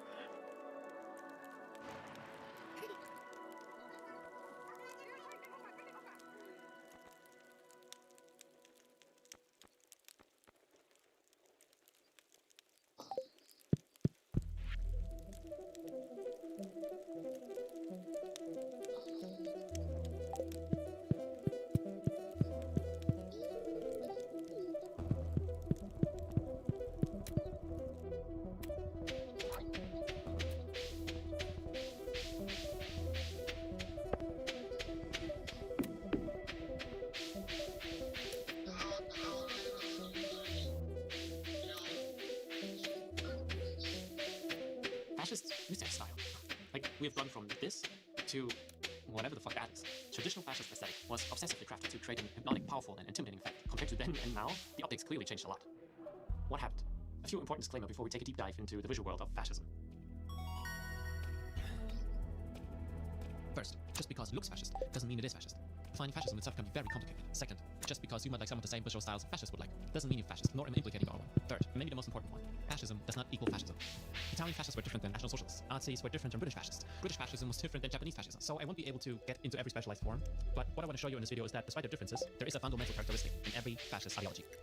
The aestheticization of politics, meaning using visual methods like mass staging, parades, symbolism, myths, means to manipulate emotions and to shape political obedience. So let me show you how to emotionally manipulate entire nations with the power of politics. And I gotta shave. To truly understand the new aesthetics of fascism, we first need to examine its traditional aesthetics. Only by doing so, we can recognize the parallels and especially the lost aura fascism once had. That's why this topic will be divided into two videos: the aesthetics of fascism and the new aesthetics of fascism. I'll upload both videos within a short time frame. It's just a monumental project for just one person with a full-time job, so I simply need more time. Sorry.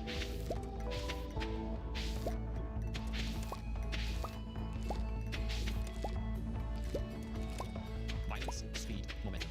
Nope, I'm not talking about emotionally unstable 40-year-old gamers, but the artistic movement that glorified the first fascists in Italy. This is futurism.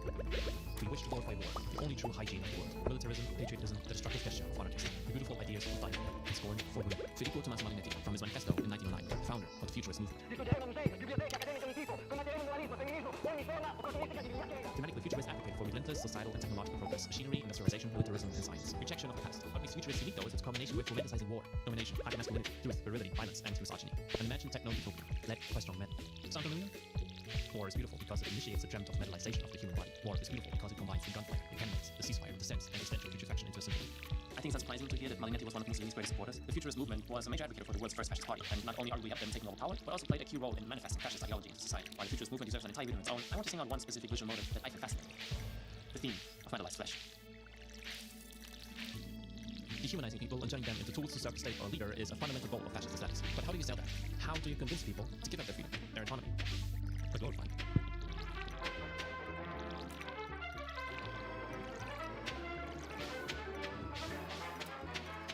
turning the male body into an object, a vessel of strength, a machine of discipline, intelligence, dominance, almost fetishizing until a metallic statue-esque, almost inhuman version of masculinity becomes the ideal. To make the male body ready for use by the state, propaganda aims to give men the illusion of health, self-help, and brotherhood, a sense of purpose, like defending or spreading values, protecting your nation, your culture, your people.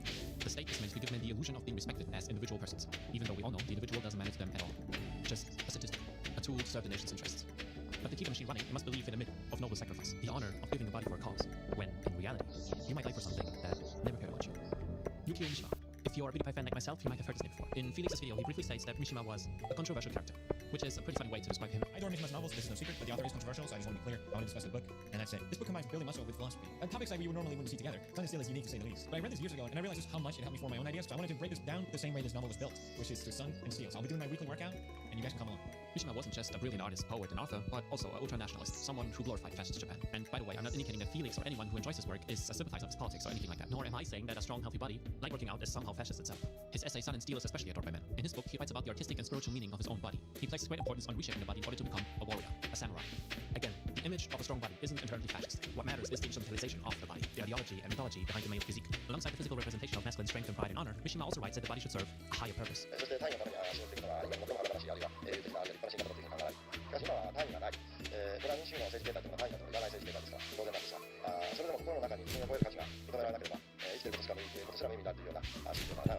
He promoted a sense of community through bodybuilding, a collective that gives up their individuality in service of a higher idea. At the end of his life, Mishima initiated a coup that failed, which resulted in his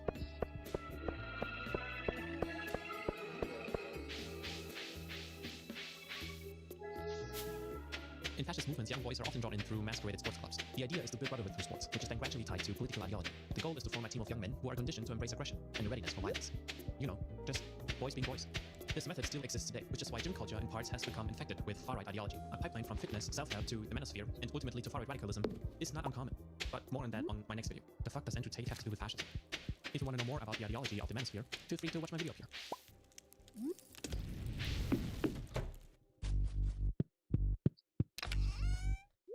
Weaponizing the body is just one of many characteristics of militaristic visual language. Great emphasis is placed on discipline and order, not only to exert control over the individual, but to form a homogeneous unit that radiates strength and unity. Same gestures, same walk, same language, same clothing.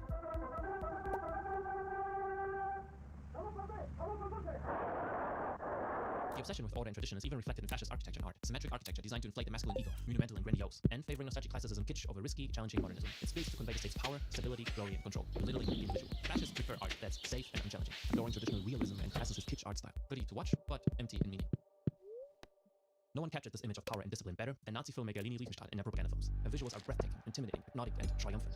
An extremely talented war propagandist who proves once again by the term shooting images is no coincidence. All this combined creates a constructed hero narrative. Soldiers, men who are meant to serve a higher purpose, and if necessary, to die for it. A sacrificial offering for the supposed good of the people, nation, leader, or race. And if you have been bombarded with these images combined with certain narratives, it's not far-fetched to see why you might want to serve the nation to make your country great, or to defend your people from foreign or domestic threats. In order to get fully de-individualized, an immense sense of pride must be indoctrinated. Pride that is tied to your gender, your national identity, and race. That pride was also meant to be reflected in their uniforms. Fascists in Italy and England used their black shirts, paramilitary groups, to intimidate the public. The black uniforms of the SS had the same effect. They made sure the uniforms would be remembered and associated with power and authority. In the 1920s and 30s in Germany, it was especially effective re-establishing national pride. After the end of World War I, Germany plunged from one crisis into the next, and many felt ashamed to be German.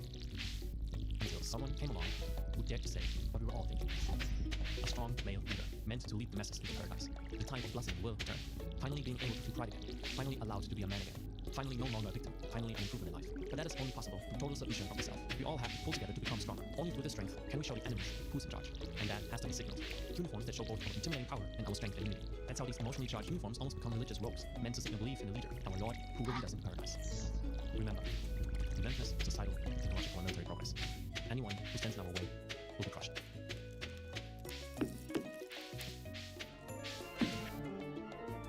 Sacrifice, beauty and death, de-individuation, collective body, messianic leader. Comparisons to cults aren't anything new, and you've probably heard them thousands of times before. But I want to really hammer it in, because fascists can reach a level of absurdity that completely exposes the pathetically fragile fantasy world we live in. Fascists are the ultimate Peter-Dits, who want to force everyone to play along. It's no coincidence that fascists are just as obsessed with aesthetics as cults are. Both understand the emotional, even timeless power visuals have. Instead of laying out concrete steps to improve society, they love telling romanticized versions of the past. Like Hitler and Mussolini being obsessed with the glorious Roman Empire, or fantasizing about a return to manhood like the Greeks, Vikings, or Romans supposedly had.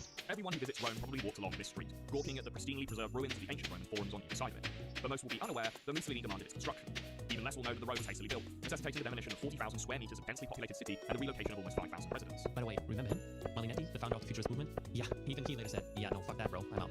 The this whole traditional good old days narrative is catchy and effective, as we all love to drown ourselves in nostalgic cliches, dreaming of better times when everything was better. An incredibly lazy ideology. Romanticizing the past alone isn't even enough for them. Fascists love to bring up Germanic Nordic mythology like Thor or Odin. You can see this influence in Nazi symbolism like the SS bolts or the Volkswagen, which bear striking similarities to Germanic runes. Ironically, they're not even based on real ancient runes, but on Neo-Germanic runes, the so-called Armanen runes, a pseudo-Germanic rune system created by Austrian esoteric occultist anti-Semitic weirdo Guido von List. Oh, and Roman salute, there's no historical proof that it was ever actually used in ancient Rome. So, where did it come from? Fucking movie. A 1914 silent film called Cabiria. The salute was a theatrical invention. It's fiction. So the Nazis state themselves as protectors of pure ancient culture, but in reality use esoteric fake kitchen symbolism that was neither authentic nor original. And that's a common theme with far-right aesthetics. Appropriating existing visual language and perverting it. Drifting off into fantasyland serves one clear purpose: to manufacture the illusion of a deep ancient foundation for the ideology. Mythologizing one's own nationality and race creates an identity image that needs to be reclaimed. It doesn't just create a longing for the past, but also a fear of losing one's collective identity or culture. Like every religion or corporation, the visual worlds are filled with symbols and follow aesthetic rules to create a shared identity and emotionally charged public appearance. A corporate identity handbook, from colors to outfits to typography to symbols. The fasces, the symbol of the first fascist under Mussolini, comes from the Roman Empire. It's a bound bundle of sticks with an axe inserted. It represented strength through unity and the power to administer punishment. That's where fascism got its name from. But that's just one of many symbols fascists use. Rune-like symbols, as I mentioned before, but also skulls representing death or also not fearing death, swastikas representing luck, the sun or prosperity, eagles representing power and pride, iron crosses for bravery and patriotism, yoke and arrows for control, tradition and honor, swords, bows, suns, triangles as classifications, and many, many, many more. In order for people mostly working class to join your cult, have to infuse your already emotionally charged optics with victim narratives, combined with the constant feeling of revolution against the elites, the Jews, the communists, the immigrants, or whoever the enemy is, giving your people the feeling of one win after another. And while we're at it, I have to address the elephant in the room. Collective working class, elites, bourgeoisie, revolution. That sounds oddly Marxist. After all, the Nazis called themselves National Socialists. Fascists always present themselves, always, as the freedom fighters of the working class, and that's on purpose. Far-right populists hand out megaphones to the people to give them the chance to express their frustrations towards the elites, which is also a method used in left-wing populism, but the intention is fundamentally different. Fascism attempts to organize the newly created proletarian masses without affecting the property structure, which the masses strive to eliminate. Fascism seeks to give them an expression while preserving property. It's a Trojan horse. Fascists are exploiting the needs of the working class, mobilizing a collective that serves a leader or nation, instead of the collective itself. Marxist victim narrative, working class being exploited by capital owners, is materially and empirically analyzed, whereas fascist victimhood drives away from material conditions to a narrative that's mostly based on emotions, scapegoats, myths, and conspiracies. Every cult needs enemies to sustain a constant feeling of victimhood and revolutionary progress. Defining in-groups and out-groups is crucial in every fascist ideology, otherwise the illusion of righteousness and progress will fall apart. Everyone is out to get you, to destroy the beautiful thing you are being part of, to destroy your cause, to destroy your leader, to destroy what you love, your country, your culture, your identity, and your life. There's always one conspiracy after another. Fascists are spreading the belief that strict, unchangeable natural hierarchies exist, based on race, gender, or culture. You have the supremacists, the French, Aria, or whatever you want to call it, and people to mention. The supremacists will decide your worth. If a woman doesn't comply by being a birth investor for the folk, doesn't give men what they want, or refuse to be a threat wife, you are blocking the progress of men in society. This will reduce your worth. If you're unemployed, you will be seen as lazy, unproductive, and a bargain for society. This will reduce your worth. If you are against the regime by not saying Heil Hitler or refusing to salute, you are categorized as a terrorist, or even worse, a communist, Bolshevik, socialist, Marxist. This will reduce your worth. If you create art that's critical towards their ideology, is pessimistic or pacifist, or part of modern art, you are engaging in an artistic kunst. Expressionists, Dadists, Surrealists, Cubists, Bauhaus, or anyone who's apparently Jewish or communist will not be allowed to work, or worse. Work from black artists or artists with disabilities will also be classified as entartet. This will reduce your worth. If you don't have a full functioning body or mind, your genetics are seen as broken or infected that needs to be dealt with. This will reduce your worth. If you are part of the queer community, you will be seen as sick, perverted, or pedophilic. This will reduce your worth. And if you are Jewish, you will be seen as a parasite that conspires against your people. This will be a death sentence. To justify their hierarchical beliefs, fascists use the pseudoscience of eugenics, which is as empirically scientific as your typical esoteric magic healing gems bullshit. The social policies of eugenics were used to justify the sterilization and mass murder of those deemed inferior, solely based on their observable traits. Now, you've been baptized in the aesthetics of fascism to get the feeling of unity, pride, superiority, hypermasculinity, and the glorification of violence, combined with victim narratives and clear definitions of enemies of your cause, identity, and life. The world should be freed from these enemies so that we can flourish and create the utopia our leaders promised us. Remember, relentless progress. Conquering, expanding, liberating. War is beautiful.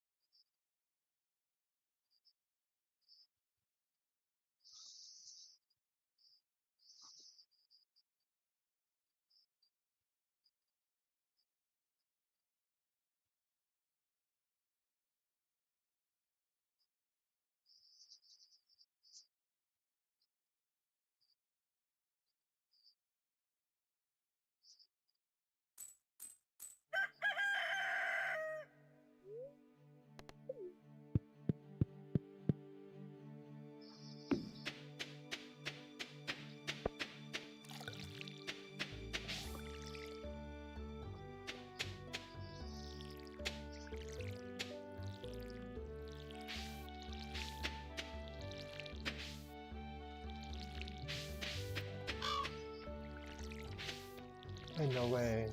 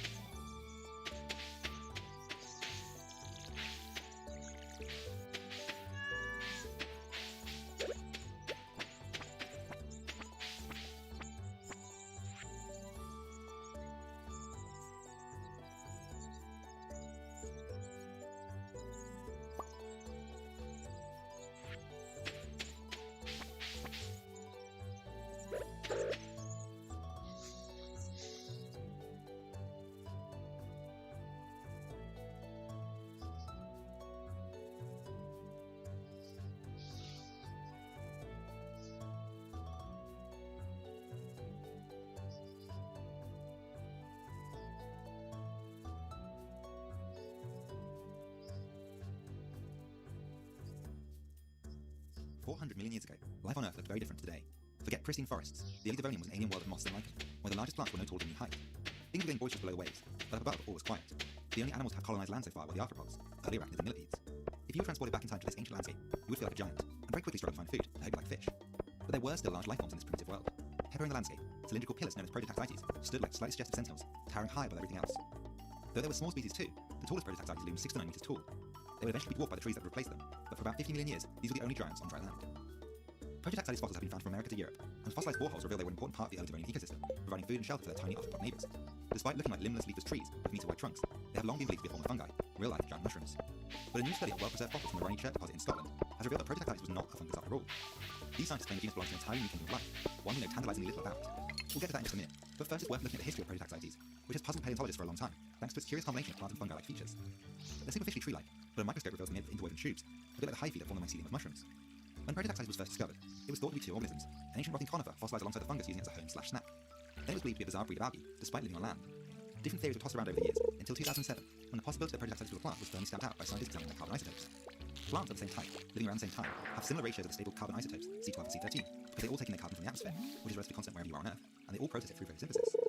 Heterotrophs consume carbon from other organisms, and because they take it in from different sources, their ratio of carbon isotopes can be much more varied, matching whatever they eat. And different Prototactile specimens have different carbon isotope ratios, which means they weren't photosynthesizing, and must have been consuming like an animal or a fungus. Since this clearly wasn't an animal, that left only one option. Doesn't it seem like a fungi? There were still some problems though. For instance, molten fungi thrive on organic material, and without trees or large land animals running around dying or defecating, the early Devonian didn't have much biomass to support something of Prototactites' size.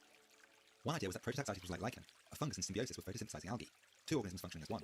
But no evidence of this photosynthesizing friend has ever been found, even in the best preserved Prototactites fossils. There are other options too though. Mushrooms are just a part of fungi used to disperse spores, and the majority of the organism is hidden underground. Prototactites may have been a fruiting body of an organism supporting itself with an especially massive network of underground mycelia, vast webs for gathering nutrients. Another theory is that these trunks were growing sideways, not upwards, a big mass of foraging rhizomes, which could branch out to locate new sources of energy. Think the Stranger Things finds, only less murdery. But a new study, first released in 2025 and now peer-reviewed, pokes holes in the whole fungal theory. Examining a particularly good fossil of a species called Prototactites tighti, these scientists were able to look at the organisms more closely than ever before, and they found structures we wouldn't usually expect to see in a fungus.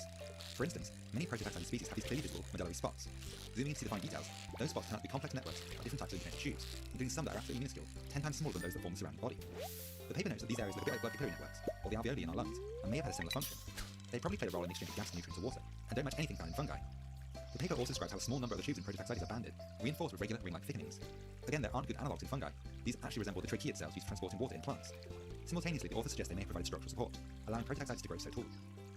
This evidence might not be enough to change minds if it wasn't presented alongside more compelling chemical analysis. The cell walls of fungi contain chitin, the same material found in insect exoskeletons, and it's doing the same job, providing structural support for the organism. Examining the composition of Prototactile specimens using infrared spectroscopy, the scientists found it's lacking the molecules they expect to see form when chitin fossilizes.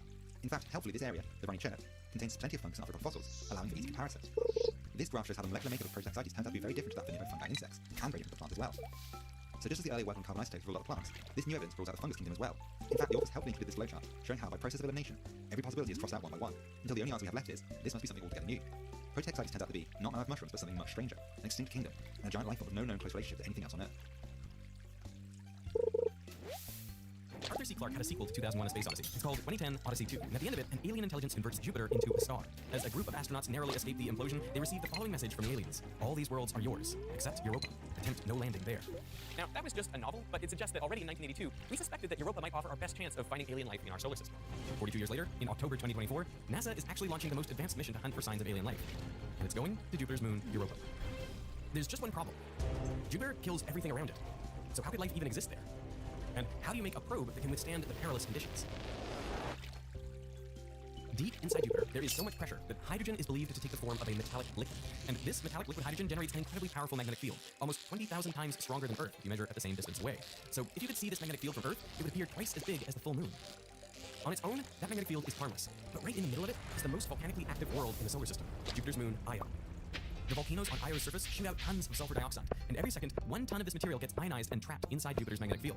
And the field accelerates these particles to rotate incredibly fast with Jupiter, so they whiz around at over 300 kilometers per second.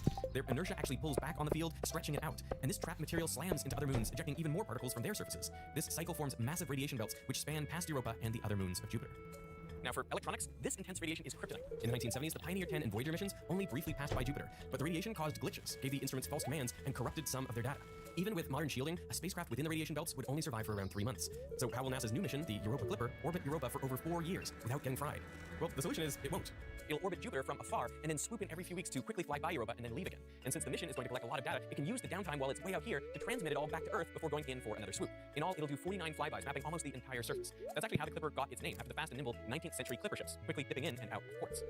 But of all the places in the solar system to look for life, why Europa? If you stood on Europa's surface, you'd be hit with 5,400 millisieverts of radiation in a single day. That's 1,800 times more than the annual dose here on Earth. If you stay here for a couple hours, you would eventually die from radiation sickness. But Europa contains a secret. When Voyager 1 passed by Jupiter in 1979, it took this photo of Europa. If you compare that to most of the other moons in the solar system, you'll notice something is missing. Craters. Every planet and moon has been bombarded by asteroids over billions of years, and most planetary surfaces show it, but not Europa. So why not? Well, something recent, say over the past 60 million years or so, must have been happening on Europa to erase most of these craters from the surface. 16 years after Voyager, Galileo arrived to Jupiter. It spent 8 years studying both the gas giant and its moons, and Galileo's magnetometer picked up something interesting on Europa. Jupiter's magnetic poles, like Earth's, aren't aligned with its geographic poles, so as the planet rotates every 10 hours, the whole magnetic field wobbles. This changing field from Jupiter induces a magnetic field on Europa, and a relatively strong one at that. That means there must be an electrically conductive layer within Europa that reacts to Jupiter's field, and readings from Galileo indicate that it must be somewhere close to the surface, only tens of kilometers deep. So what kind of conductive layer? Well, Europa's white surface is almost entirely covered in a thick crust of water ice. These reddish-brown regions, when observed through a spectrometer, fit the description of a lot of things, like hydrated salts, sulfuric acid, or even bacteria. We need more data to be sure, but recent experiments at JPL found that sea salt, when bombarded with intense radiation, turns from white to this same brownish color found on Europa. So scientists suspect that there's a whole saltwater ocean inside Europa. It could be 100 kilometers deep, meaning Europa would contain twice as much water as the whole of the Earth. And it must be driving geological activity that constantly smooths out and renews the surface of the moon. But the Jupiter system only gets about 4% of the sunlight we get here on Earth, so Europa's surface is constantly below negative 160 degrees Celsius, so you'd expect the whole ocean to be frozen solid. But there's a way to generate heat that doesn't rely on the sun. I've got a little demo here to prove it. Europa's orbit around Jupiter isn't a perfect circle. This is because Io, Europa, and Ganymede are all in orbital resonance. Each time Ganymede completes one orbit, Europa completes 2, and Io 4. Because of that, Io tugs Europa inward on one side of the orbit, while Ganymede pulls it out on the other, making its orbit more eccentric. Now, Jupiter's pull is stronger on the closer side of the orbit than on the farther side, so Europa is constantly being stretched and squeezed, stretched and squeezed. And you can see how this rubber ball gets warmer as I squeeze it. Scientists believe that the friction caused by the tidal flexing of the entire moon can generate enough heat to keep the ocean liquid. This effect gets stronger the closer you get to Jupiter, which is why Io is so volcanically active. So you can see this ball is significantly hotter now. I held on to this ball at the same time to make sure it wasn't sticking in from my hand. What sort of temperature of the ocean are we thinking? So it depends on how salty it is. So melting temperature of ice, or maybe depressed by 10 degrees Celsius below that if it's a very salty ocean, similar to cold oceans on Earth. And how would the flexing differ if there's this big liquid ocean versus if there's no ocean there? If there's no ocean, Europa should flex by only about 1 meter in amplitude. But if there's an ocean in there, then it flexes with an amplitude of 30 meters. So that's an enormous deflection, and that will come out pretty clearly in the gravity data. Another argument for how thick the ice shell is, we see these very strange features on the surface that are arcuate in shape, but like multiple arcs put together. We call them cycloids, and not something you'd expect to see on an icy moon. And we think they form if a crack propagates at just the right speed, about the speed someone would walk, and is following the changing stress field of Europa being squeezed as it orbits around Jupiter. And if there were no ocean down there, there wouldn't be enough of an amplitude of that motion to explain the cracking. But if there is an ocean, then it could explain the cracking. All that tidal flexing pushes magma in the outer core up, closer to the seafloor. Water flowing through the crust above it is heated and it picks up minerals from the ground, ejecting them into the ocean. This creates hydrothermal vents. And where we find these on Earth, we also find life. Thousands of meters below the surface with no sunlight, these vents are oases for ocean life. The life forms down here rely on unique bacteria that feed on the minerals from the vents rather than from the energy provided by the sun. How long are we thinking that Europa has had an ocean? It could be 4 billion years. We don't know for sure. That amount of time could give life the opportunity to evolve in those oceans. Right, exactly right. Organisms can use methane, carbon dioxide, sulfur reactions. Any chemical reaction you can think of that might happen in the ocean can potentially be used as a fuel for that organism's metabolism. So we're not talking about searching for fishes or whales or squids or something down there, but looking for single-celled organisms. We were so concerned there might be life on Europa that when the Galileo mission was ending in 2003, it was deliberately crashed to Jupiter to avoid the risk of contaminating Europa. But Clipper will not be able to drill through the kilometers-thick ice crust. So how are we going to find evidence for life beneath that thick surface? This is the Snotbot. It's a drone with petri dishes glued to the top, and it flies right through whale blows to collect whale snot right here on Earth. And zoologists can use the Snotbot to retrieve all sorts of info on a whale's biology. And it turns out we can do something very similar for celestial bodies too. We've actually captured images of water geysers shooting out of Enceladus, a moon of Saturn, housing a subsurface ocean. And the Hubble Space Telescope has picked up some evidence of what could be similar geyser eruptions on Europa. The hope is that Clipper could fly through one of these plumes like a Snotbot and reveal their chemical composition using a mass spectrometer. But evidence for an ocean on Europa isn't conclusive. Enceladus seems like a stronger candidate. We have actual images of its plumes, and we've even flown through them. We're almost 100% certain there's a subsurface ocean there. If we have these plumes on Enceladus and there's clearly maybe a liquid ocean there, why does Europa have your attention more than Enceladus? Is there something that draws you? We don't know how long it takes life to get going, but it's possible that Enceladus may have just kind of started up its engines, whereas Europa has more likely been well evolved over a long time. Surprisingly, being bombarded by Jupiter's radiation actually makes Europa a better candidate. See, those high-speed particles hitting Europa's surface give water and carbon dioxide molecules enough energy to form new compounds, like formaldehyde or hydrogen peroxide, and these can serve as food for life beneath the surface, if they can get down that far. And we have evidence of overturn of the icy shell at chaos zones where the icy crust seems to have collided and materials been shoved into the icy shell. So there may be ways for this fuel for life to get down into the icy shell and potentially to the ocean. And Clipper doesn't have to touch down on the surface to confirm this.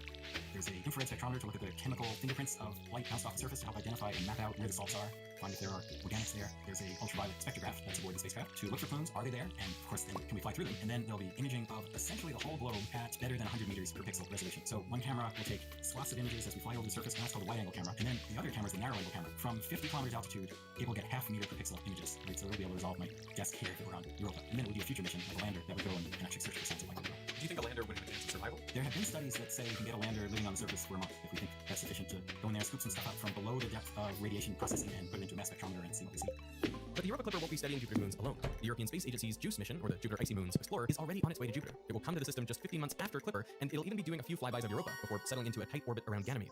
So the European Space Agency will also have a mission there at the same time? Yes, we're having informal conversations with members of the JUICE science team. What would it mean to have two spacecraft there at the same time? The JUICE mission will end up in orbit around Ganymede, and Ganymede has its own magnetosphere. Well, we'll be outside Ganymede's magnetosphere, so we might say, oh, look, there's this big burst coming from Jupiter, and then JUICE might say, oh, we felt that over here in our magnetic signals. So we wouldn't have to really do anything different except talk to each other and make sure that the sum of the whole is even bigger than its parts. Europa Clipper was scheduled to launch on October 10th, 2024, but NASA is waiting for Hurricane Milton to clear Florida before the spacecraft can take off safely. When will we get the first results? You'll start seeing distant observations coming in 2030 as we look at Europa from afar and search for plumes, and then you'll see the first really high-resolution data in 2031. So after, say, 26 years of thinking about a mission to Europa, how does it feel to be so close to launch? It's a little surreal, I must say. This has been such a long time coming. It's occasionally hitting me that our spacecraft is going to be up there and on its way. It turns out that during a Europa Ocean conference in the late 90s, NASA actually video called Arthur C. Clarke, and after showing him plans for a future mission to explore the faraway ocean world, Clarke finally gave NASA permission to land on Europa. Europa Clipper is a perfect example of the amazing things we can do when we set ourselves ambitious goals and then work together with others to achieve them. But I think we often get wrapped up in our everyday lives and forget just how much of an impact we can make on the world. That's true on a society-wide level like these big international space missions, but I also think it's true at an individual level. You yourself can probably accomplish much more than you think when it comes to making the world a better place. And today's sponsor, 80,000 Hours, wants to help you do just that. They are not selling anything. 80,000 Hours is a non-profit that can help you work out a plan for achieving a big positive impact on the world and then executing on it. Career advice typically aims to help you find a job that suits your preferences, but what if you really care about helping the world? Well, sure, they can tell you to be a doctor or a teacher, but these aren't your only options. That's why 80,000 Hours have done over 10 years of research in how to find a career that does a lot of good and also feels satisfying. They have everything from an in-depth career guide to a podcast on the world's most pressing problems and how we can solve them. They even have a curated job board with hundreds of high-impact career opportunities, and everything they provide is free forever. So if you want to make a difference with the 80,000 hours you have to shape your career, then sign up now at 80,000hours.org/Veritasium. There's a link in the description, or you can scan this QR code. So I want to thank 80,000 Hours for sponsoring this video, and I want to thank you for watching. What would happen if a star exploded near the Earth? Well, the nearest star to Earth, of course, is the Sun, and it is not going to explode. But if it had 8 times the mass, then it would go supernova at the end of its life. So what would that look like? Well, as noted by XKCD, if you held up a hydrogen bomb right to your eyeball and detonated it, that explosion would still be 1 billion times less bright than watching the Sun go supernova from Earth. That's how insanely powerful supernova explosions are. They are the biggest explosions in the universe. When we see supernovae in other galaxies, they are brighter than the combined light of hundreds of billions of stars. So bright, in fact, that they appear to come out of nowhere. On the 8th of October 1604, the astronomer Johannes Kepler looked up into the night sky and noticed a bright star he had never seen before. It was brighter than all the other stars in the sky, and about as bright as the planet Jupiter. On moonless nights, it was bright enough to cast a shadow. Kepler published his observations of this star in a book called De Stella Nova, which means about a new star in Latin. Kepler thought he was witnessing the birth of a new star, but it was actually a star's violent death. Over the following year and a half, the light faded until it was no longer visible. But the name stuck. Even once we learned what was really happening in the 1930s, the violent final explosion for stars between about 8 and 30 solar masses has been called a supernova. But how exactly a star explodes is not what most people think. For most of a star's life, it exists in a stable balance. In its core, it fuses lighter elements together to make heavier ones, and in the process, it converts a small amount of matter into energy. This energy is really what keeps the star from collapsing in on itself. Gravity compresses the star, but that force is counteracted by the pressure generated by the movement of particles inside the star, and by the pressure of photons released by fusion. So, in effect, stars are propped up by their own light. If the rate of fusion drops at the center of the star, the temperature and the pressure decrease. Gravity starts winning, compressing the star. But this increases the temperature and pressure in the core, which increases the rate of fusion. It's a stable, self-regulating system. But there's a problem. Stars have a finite amount of fuel, which over time gets used up. Our sun is about 5 billion years into its 10 billion year lifespan. There are stars dozens of times more massive than the sun, which you would think would live much longer, but they actually use up their nuclear fuel faster. A star 20 times the mass of our sun has a lifespan of just 10 million years, and more massive stars burn hotter and even brighter, but for much shorter lives. For 90% of the life of a star, the core is only hot enough to fuse hydrogen into helium. And when the hydrogen runs out, fusion slows, gravity compresses the core, and its temperature increases to 200 million degrees, at which point helium fuses into carbon. There's enough helium to power the star for around 1 million years, but as the helium runs out, the core is again compressed and heated. Carbon starts fusing into neon, which lasts about 1,000 years, and then neon fuses into oxygen for a few more years, then oxygen to silicon for a few months, and at 2.5 billion degrees, silicon fuses into nickel, which decays into iron. Now, at the heart of this giant star, there is an iron core building that's only a few thousand kilometers across. Iron is where this pattern stops. Instead of liberating energy as it fuses into heavier elements, it actually requires energy. Iron is the most stable element, so it actually takes energy both to fuse it into heavier elements and to break it down into lighter ones. Both fusion and fission reactions ultimately end up at iron. The iron core grows, but the crush of gravity becomes greater and greater as the rate of fusion drops. When the iron core is about 1.4 times the mass of our sun, which is known as the Chandrasekhar limit, the pull of gravity is so strong that something totally wild happens. Quantum mechanics takes over. Electrons run out of room to move, and they're forced into their lowest energy states. And they then become absorbed by the protons in the nucleus. In this process, the protons turn into neutrons and release neutrinos. With the electrons gone, the core collapses, and fast, at about 25% the speed of light. So what used to be a ball of iron 3,000 kilometers in diameter becomes a ball of neutrons just 30 kilometers across. Essentially, it's a neutron star. With no outward pressure to hold it up, the rest of the star caves in, also falling at a quarter the speed of light. It hits the neutron star and bounces off, creating a huge pressure wave. But this kinetic energy isn't quite enough to start a supernova explosion. No, the thing that really kicks it off is the humble neutrino. Now, I normally think of neutrinos as particles that do basically nothing. I mean, they interact so rarely with matter that right now, there are 100 trillion neutrinos passing through your body per second. It would take a light year of lead just to give you a 50-50 chance of stopping a neutrino. And that's because they interact only through gravity and the weak force. But in a supernova, when the electrons are captured by the protons, an unbelievable number of neutrinos is released, around 10 to the 58. You would think they would just fly off at nearly the speed of light, but the core of a supernova is incredibly dense, about 10 trillion times more dense than lead. And as a result, it traps some of those neutrinos and captures their energy. And this is what makes a star go supernova. A particle that is millions of times less massive than an electron, that barely interacts with anything, is responsible for some of the largest explosions in the universe. In that explosion, only 1/100 of 1% of the energy is released as electromagnetic radiation, the light that we can see. Even then, supernova have enough energy to outshine a whole galaxy. About 1% of the energy is released as the kinetic energy of the exploding matter, but the vast majority of the energy is released in the form of neutrinos.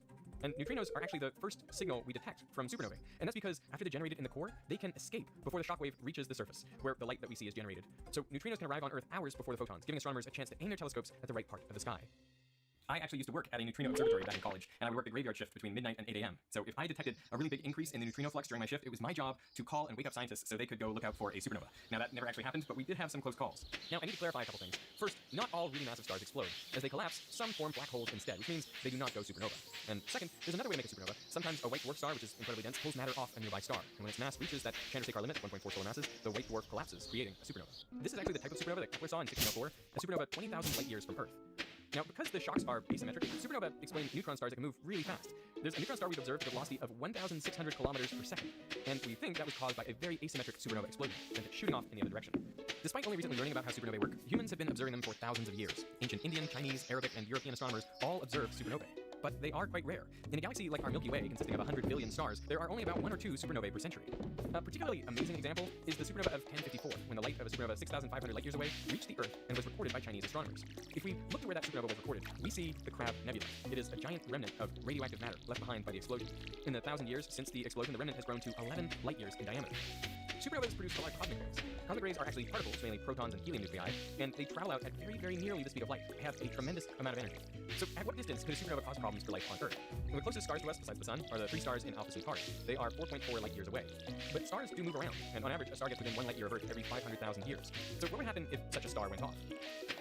Yeah, so within a light year, you're easily within the danger distance from just the kinetic energy. So I think even at that distance, you're looking at possibly blowing the atmosphere off. But we would also have other problems to worry about. Supernovae create conditions that are hot enough to fuse elements heavier than iron. In months after the explosion, these elements undergo radioactive decay, producing gamma rays and cosmic rays. Less than 0.1% of the energy produced by a supernova is emitted as gamma rays from these radioactive decays. But even this tiny percentage can be dangerous. A few light years from a supernova, the radiation could be deadly, though most of it would be blocked by our atmosphere. Now, the Earth is protected from solar and cosmic radiation by our atmosphere, and specifically by ozone molecules, the three oxygen atoms bonded together. But high-energy cosmic rays from supernovae can come down and break apart nitrogen molecules in the atmosphere, and then these bond with oxygen atoms, which can then break apart ozone. And so we can lose a lot of our ozone if there's too many cosmic rays coming from supernova events, and that can expose us to all kinds of dangerous radiation coming in from space. We actually see an increase in atmospheric NO3 concentrations coinciding with supernova explosions. A supernova within 30 light years is rare, only happening maybe once every 1.5 billion years or so. But a recent article suggests supernovae could be lethal all the way out to 150 light years away, and so those would be much more common. We actually have evidence for a supernova that went off 150 light years from Earth 2.6 million years ago. It would have been seen by our early human ancestors, like Australopithecus. And we know this because there are elements present on Earth that could only have been deposited by a recent supernova. In sedimentary rocks at the bottom of the Pacific Ocean, scientists have found traces of iron-60 in a layer that was deposited 2.6 million years ago. Iron-60 is an isotope of iron with 4 more neutrons than the most common type of iron. Iron-60 is really hard to make. Our sun doesn't make it, nor is it produced basically anywhere else in the solar system. Iron-60 is made basically exclusively in supernova explosions. And iron-60 is radioactive. It has a half-life of 2.6 million years. So every 2.6 million years, half of the sample decays into cobalt-60. So all of the iron-60 that was around during the formation of the Earth 4.5 billion years ago has definitely decayed. So the iron-60 that the scientists measure is proof of a recent supernova. Scientists also measured trace amounts of manganese-53 in the same sediments, giving further evidence supporting the idea that recently there was an explosion of a nearby supernova. The supernova that happened 2.6 million years ago wasn't catastrophic for our ancestors, but some researchers hypothesized that it could be related to the mass extinction which is seen at the Pliocene-Pleistocene boundary in the fossil record around the same time. This extinction wiped out around a third of marine megafauna. The idea is that the cosmic rays from the supernova hit particles in our atmosphere, creating muons, which are charged particles like the electron, only more than 200 times heavier.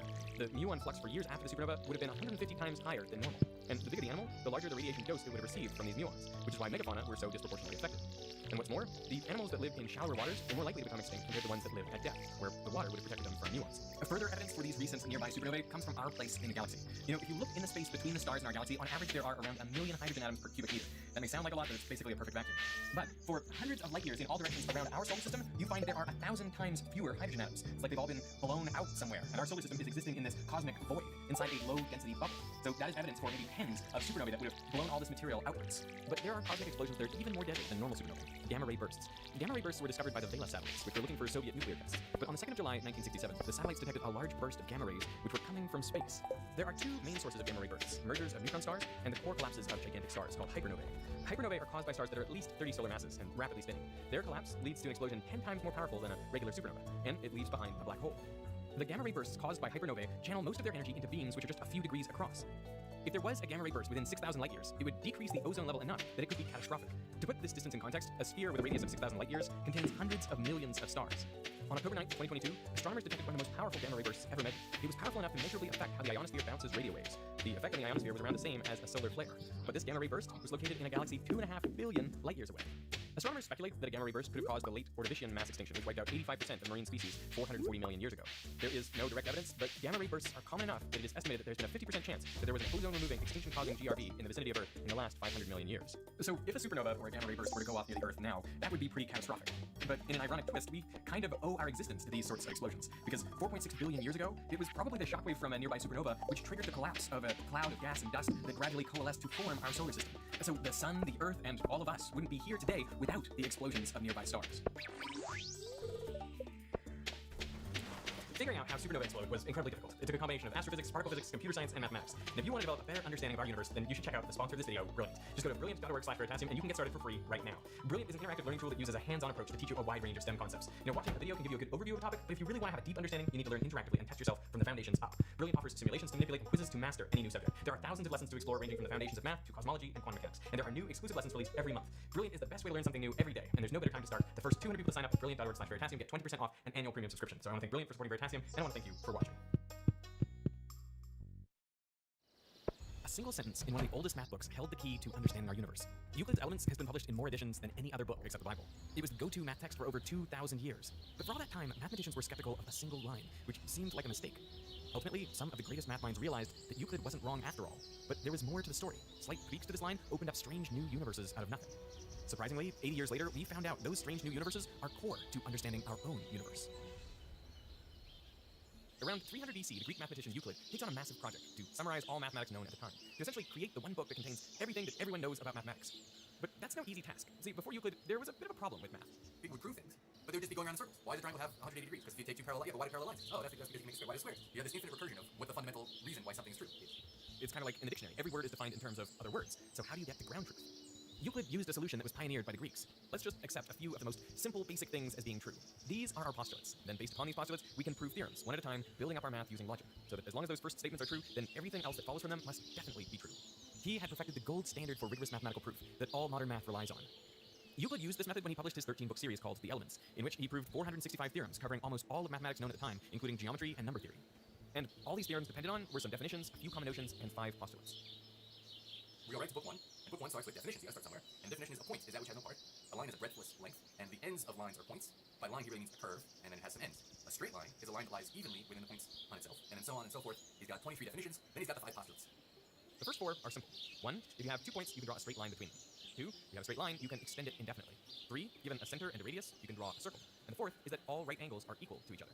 Postulate 5 gets the big guns, which is that if a straight line falling on 2 straight lines makes the interior angles on the same side less than 2 right angles, the 2 straight lines, if reduced indefinitely, meet on that side on which of the angles less than the 2 right angles. What the hell is he talking about? That's a postulate? Like all of these are, half of a sentence, and they're all blatantly obvious. And then comes 5 out of left field, and it's like an entire paragraph. What is he doing? This made mathematicians suspicious. It seemed like Euclid made a mistake. Greek philosopher Proclus thought postulate 5 ought even to be struck out of the postulate altogether, for it is a theorem.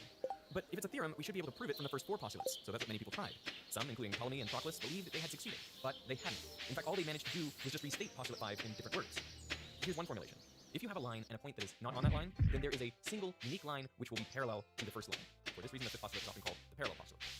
When the method of direct proof failed, other mathematicians, including Al-Haytham and Omar Khayyam, tried a different approach, proof by contradiction.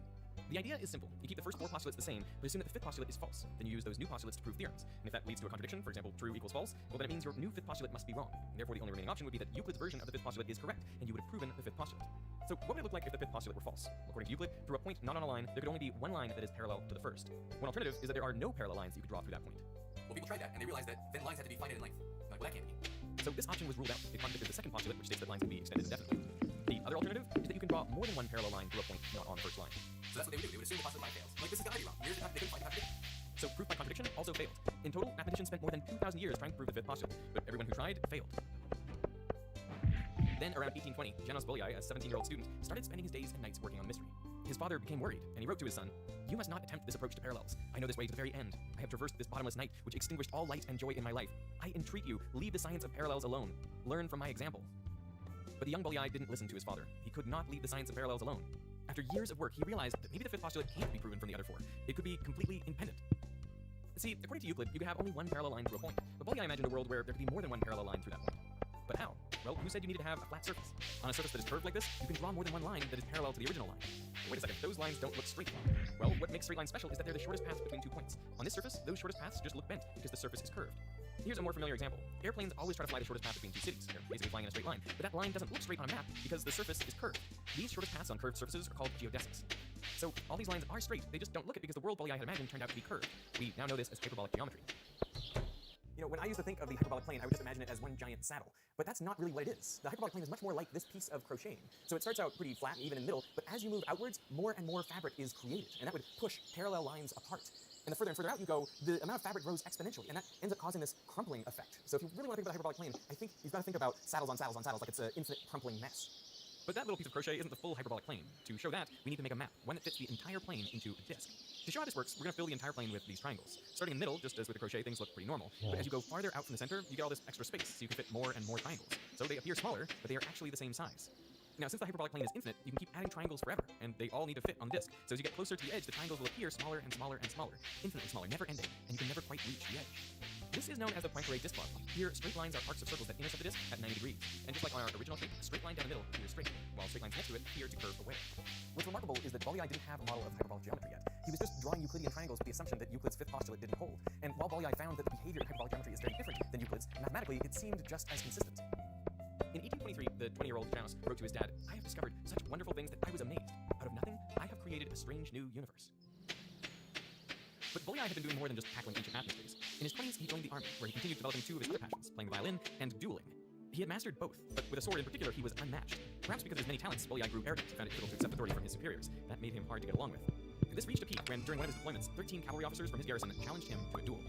Bolyai accepted their challenge on the condition that after every 2 duels, he could play for a little while on his violin. Bolyai fought each of them in succession, winning all 13 duels and leaving behind all his adversaries on the square. While Bolyai loved dueling, his first love was still mathematics. In 1832, 9 years after he discovered his strange new universe, he published his findings as a 24-page appendix to his father's textbook. Extremely proud and excited about his son's work, Farkas Bolyai sent it to perhaps the greatest mathematician of all time, Carl Friedrich Gauss. After careful examination, Gauss replied a few months later, "To praise it would amount to praising myself, for the entire content of the work coincides almost exactly with my own meditations, which have occupied my mind the past 30 or 35 years." Years earlier, Gauss had wandered a similar path. In 1824, he wrote private letters to one of his friends in which he describes discovering a curious geometry, one with paradoxical and, to the uninitiated, absurd theorems. For example, Gauss writes, "The three angles of a triangle become as small as one wishes, if only the sides are taken large enough. Yet the area of the triangle can never exceed a definite limit." In other words, you can have a triangle that's infinitely long, but the area is finite. You can see why by using the Poincare disk model. A small triangle looks pretty ordinary, but as you make it bigger, the angles start to become smaller and smaller. Eventually, all those angles go to zero, because all these lines intersect the disk at 90 degrees. Now, these lines are infinitely long, but because of the geometry, the area is finite. In the same private letter, Gauss wrote, "All my efforts to discover a contradiction and inconsistency in this non-Euclidean geometry have been without success." Just like Bolyai, Gauss had found that this geometry seemed thoroughly consistent. He named it non-Euclidean geometry, a name that stuck. It describes geometries where Euclid's first four postulates hold, but the fifth doesn't. But Gauss decided not to publish his findings for fear of ridicule. This aversion to a different kind of geometry should at least be a little surprising, because there's one other geometry that we should be very familiar with, spherical geometry, since we all live on a sphere. On a sphere, straight lines are parts of great circles. These are the circles with the largest possible circumference. On Earth, the equator and circles of longitude are examples of great circles. And we can use this to see how straight lines behave. These lines seem to go in the same direction, but as you keep extending them, you find that they intersect once and then again on the other side of the Earth. And this will always happen for any two great circles, because they must each have the largest possible circumference. So on a sphere, there are no parallel lines. Gauss had long been fascinated by spherical geometry. He was also a geodesist and frequently took measurements of the Earth. In the 1820s, he was tasked with surveying the Kingdom of Hanover to help make a map. As part of his survey, he climbed the mountains near Göttingen. With the help of people situated on other landmarks, they were able to carefully measure the angles of several triangles, which would then be used to determine the position of one place relative to another. As a reference for the survey and to help determine the roundness of the Earth, they also precisely measured the angles of a large triangle formed by three mountains. But for all of Gauss's romantic notions of taking measurements on top of mountains, he was not the kindest correspondent. When Bolyai received his hero's response, he was devastated, believing that Gauss was trying to undermine him and steal his ideas. He was so embittered by Gauss's response that he never published again. In 1848, Bolyai had to endure another hardship when he found out that Russian mathematician Nikolai Lobachevsky had independently discovered non-Euclidean geometry, several years before Bolyai had published his 24-page long appendix. When Bolyai died in 1860, he left behind 20,000 pages of unpublished mathematical manuscripts. He would not know that Gauss did independently discover non-Euclidean geometry, nor would he know that upon receiving the appendix, Gauss had written to a friend, "I regard this young geometer Bolyai as a genius of the first order." While Bolyai was embittered, non-Euclidean geometries continued to develop. Until 1854, spherical geometry wasn't actually considered a non-Euclidean geometry. That's because on a sphere, lines can't be extended indefinitely. This is what earlier mathematicians had stumbled upon and therefore dismissed this geometry, since Euclid's second postulate wouldn't hold. But in 1854, Riemann changed the second postulate from an infinite extension to something that is, quote, unbounded, so that the second postulate still holds on a sphere. With this change, spherical geometry became another valid non-Euclidean geometry. By using the generalized four postulates and taking the fifth as there being no parallel lines, you can now derive spherical or elliptic geometry. Would you consider the fifth postulate a mistake? Would it have been better if he just never wrote that down? If he never wrote that down, he would have stunted his geometry because he wouldn't be able to prove a lot of things that he claimed to. It's beautiful that he wrote this. It's beautiful that people spent 2,000 years trying to refute him, only to discover that in fact he was right in writing this in the first place. So while Euclid was right to write down the fifth postulate, he did make a different mistake. So here's the problem with what Euclid is doing. Definition 1. A point is that which has no part. What does it mean no part? What is a part? What does it mean nothing? A line is a breadthless length. What does it mean have breadth? Lying evenly within itself, within the points in itself? What the hell is he talking about? We read this 2 minutes ago, and we were nodding along like, yeah, completely makes sense what he's saying. It's all nonsense. Don't give me a definition that's going to have an infinite recursion. If you give me a definition in terms of other things, then you can tell me what those things are. If you tell me what that is, you can tell me what the thing for it. Are the definitions a bad idea? You shouldn't have definitions. You should have undefined terms. I'm not going to tell you what a point is. I'm not going to tell you what a line is. I'm not going to tell you what a point is. All I'm going to tell you is what the postulates are that they're assumed to satisfy. It's the relationships between the objects. Not definitions of the object itself. And once you free your mind to that possibility, all of a sudden you realize that there's a perfectly good geometric world in which by line you mean great circle, and by plane you mean sphere, and by point you mean a point on a sphere. And then 4 of those axioms are satisfied. It's not fit. And similarly, there's another model, something called the disk model, which the disk is the plane. What I mean by straight lines is arcs of circles that are orthogonal to the disk, and then points are points inside the disk, and the disk is the plane. See, you can think of geometry as a game. The first 4 postulates are like the minimum rules required to play that game, and then the fifth postulate selects the world that you'll play in. If you pick that there are no parallel lines, you're playing in spherical geometry. If you choose one parallel line, you're playing in flat geometry. And if you go for more than one parallel line, then you're playing in hyperbolic geometry. But Riemann decided to take it one step further. Instead of selecting just one world to play in, why not combine them all into one? During his inaugural speech in 1854, he laid out the groundwork for a geometry where the curvature could differ from place to place. One part might be flat, another part might be slightly curved, and yet another part might have a very strong curvature. And this geometry wouldn't be limited to 2-dimensional planes either. It could be extended to 3 or more dimensions. Another breakthrough came in 1868 when Eugenio Beltrami unequivocally proved that hyperbolic and spherical geometry were just as consistent as Euclid.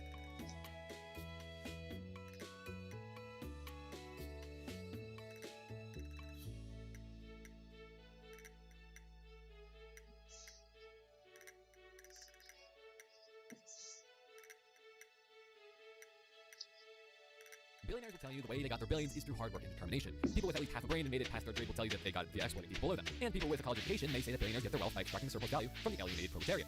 Luckily, this is Minecraft, so if I want something, I can just kill them for it. Oh, never mind, that's not the right way. What you see behind me is my vault, and my goal is to fill up that vault and become the richest player on this server, which I don't think is going to be that hard. It seems like most of these people all they know is PvP, and they can't really grind out materials for too long, or else they get bored and they can't spend 10 hours doing a single Minecraft challenge, and they wouldn't survive the end bear. Sorry, I gotta tell myself. This vault is constructed underneath an ocean and hidden in a cave to decrease the chances that someone finds anything. And if anyone does, I guess I gotta grind it back. But as long as no one steals too much, I'll become both the richest in value and richest comparatively to everyone else. Because everyone's broke because they're constantly breaking each other's armors, losing emeralds, and overall just destroying themselves in the process of fighting. My peak priority trying to get the dragon egg, which tracks players whenever you hold it. And this is one of the most sought out items in the entire server because of how powerful it is. But we all have to start from somewhere, and I start from nothing. So not much has changed since the last video, unfortunately. My base is still here. Nothing really crazy has happened. And it got griefed like a lot, like really, really bad. And normally people would say, you know what, that's it, I'm calling it quits, I'm done. However, I see this as an opportunity. And you might be thinking, what kind of opportunity could you see from your base being griefed? It sounds like you're coping. And I am. However, I still have the base.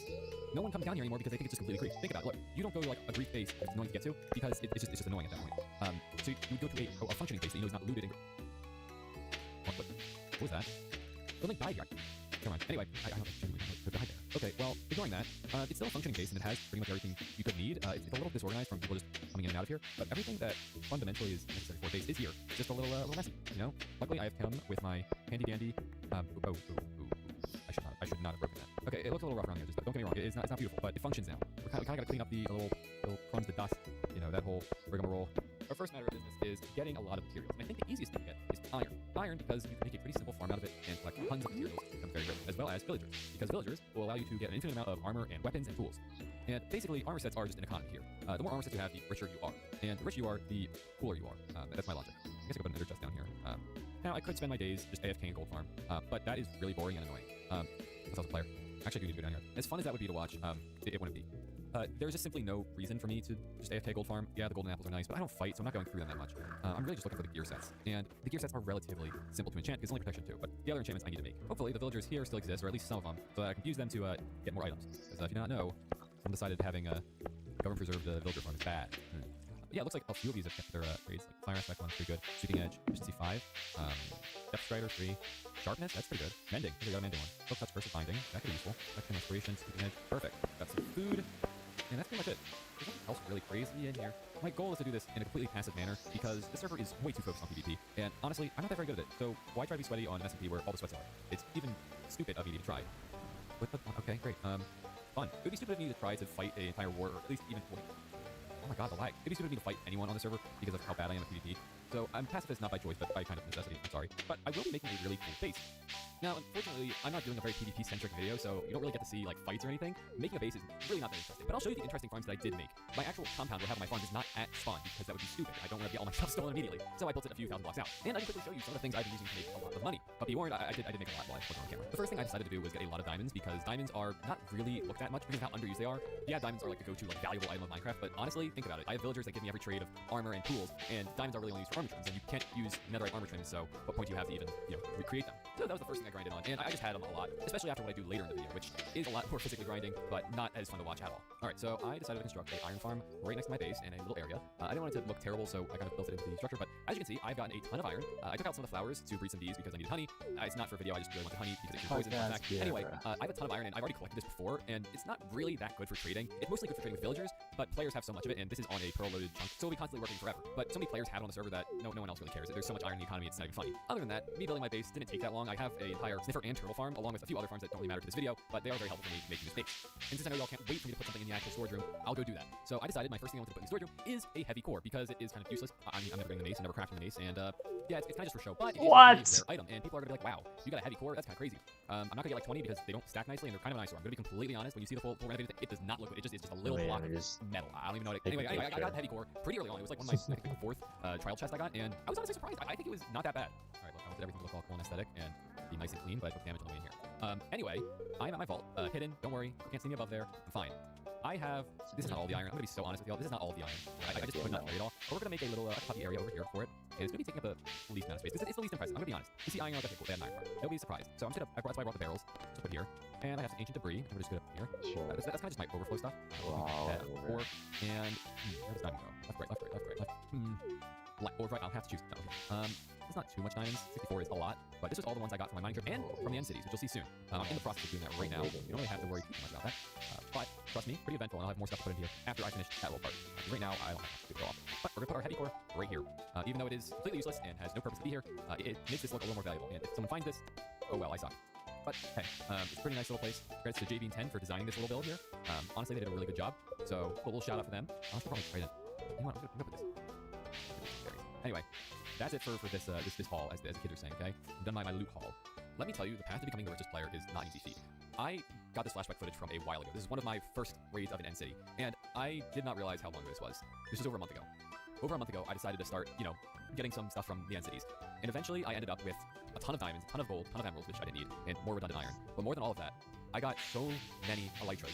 And by so many, I mean not just one, not just two, but a completely full shulker box, enchanted with mending and unbreaking. That is how many end cities I went to. Over 27 with a ship. I can't even count the amount of times I went to one without a ship. And over the course of this month, none of the players found me. No one even looked for me. And the people with the dragon egg couldn't use the dragon egg because the dragon egg doesn't work in the end for some reason. I almost died several times, and I went through one of my armor pieces because it just broke because I wasn't paying attention to it. But through this experience,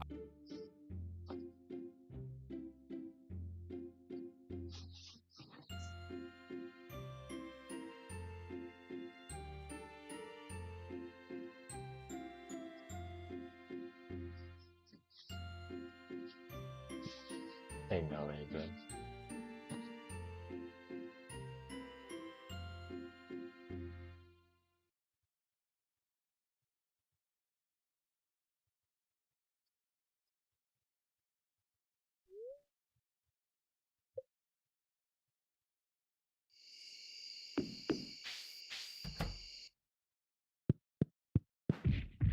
Oh.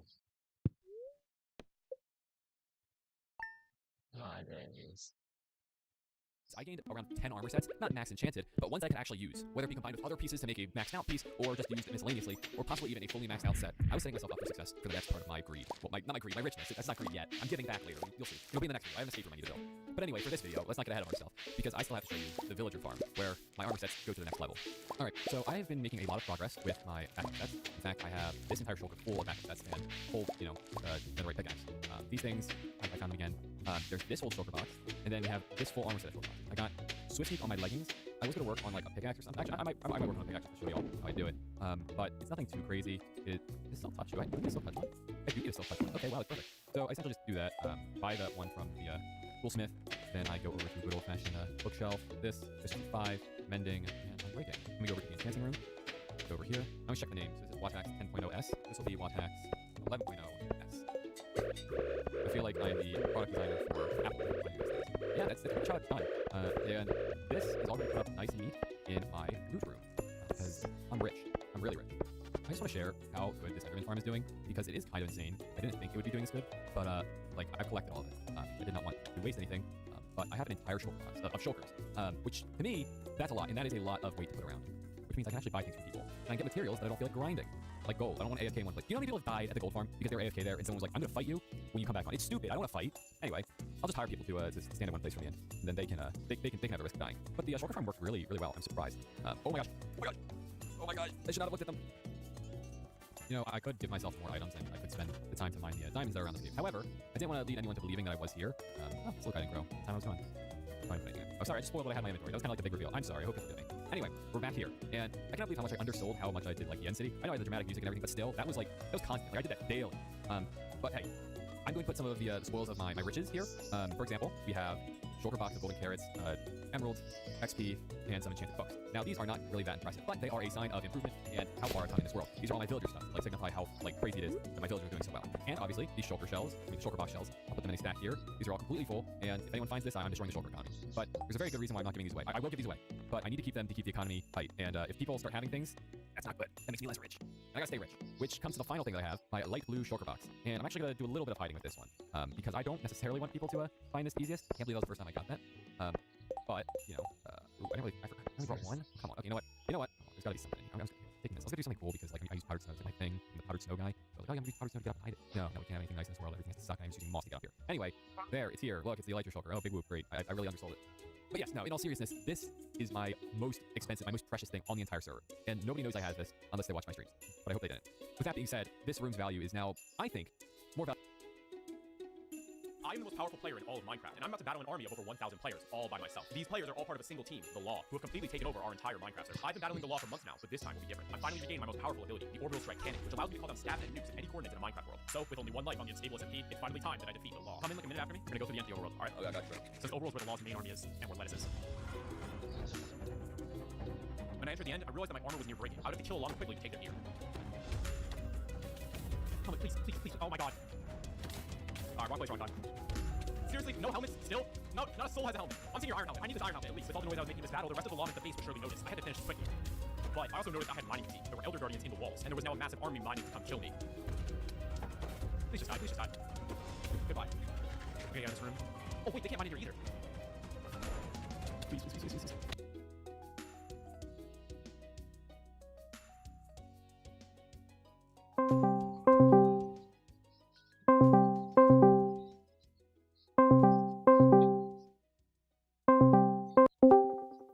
What's up? What's up? What's up? Hello. Hi, sister. Why are you laughing? Just give me your goddamn food and ready.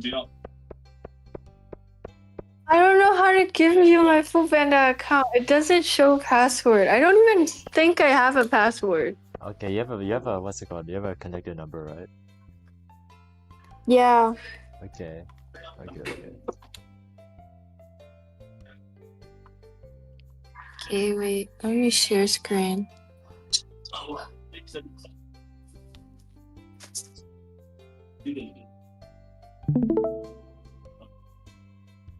Look, I'm getting this tomorrow.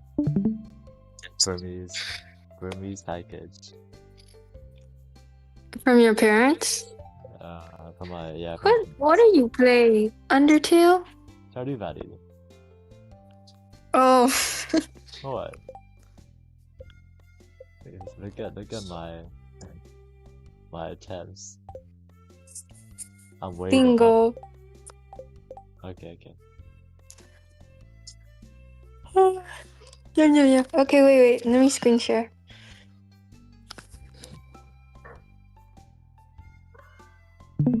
I want 3%. Shit. I'm on side. In English. Oh, come on already, bro. Invite friends. Right.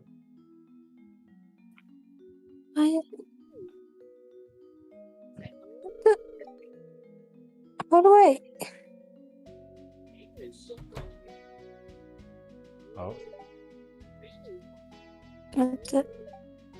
Yeah, this is all I have. Alright, wait. 50% off. Okay. Okay, log in, right? What's your number? Zero. No. You have a Gmail? Yes, Gmail. ZOE. COE, so just Zoe, okay. XORE @gmail.com. That's it. Well, how you get that short ass thing? I don't know. You have a password. Wait, is this correct? wait. I'll just tell you my password, cause it's my email password. Is like my password for all of my passwords. Oh, it sent you an email. Give me that link. Emil, huh? Lisago debut bar. What? Translate to English.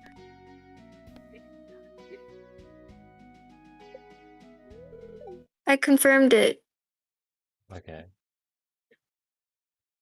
Okay, but you're supposed to give me that link, and I'm supposed to click it, buddy. What the hell? I'm sure that's what's What going on. link? There's no link. Okay. I'm gonna just refresh the screen and see if it does anything. Okay. No, okay, it doesn't work. Okay. So let me show you. Wait. I'm gonna show you my emails. Okay, I'm gonna show you my emails. Okay. Let's go Discord.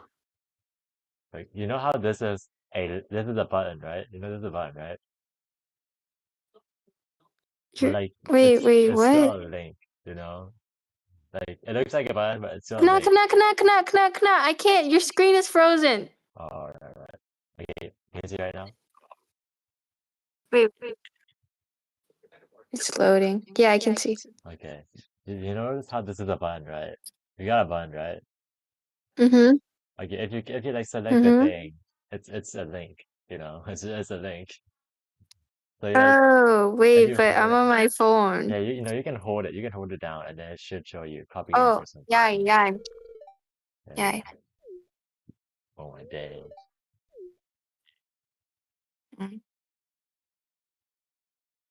Buy me Kit Kat. I just want Kit Kat.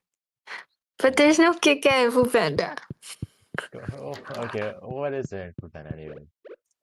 I don't know.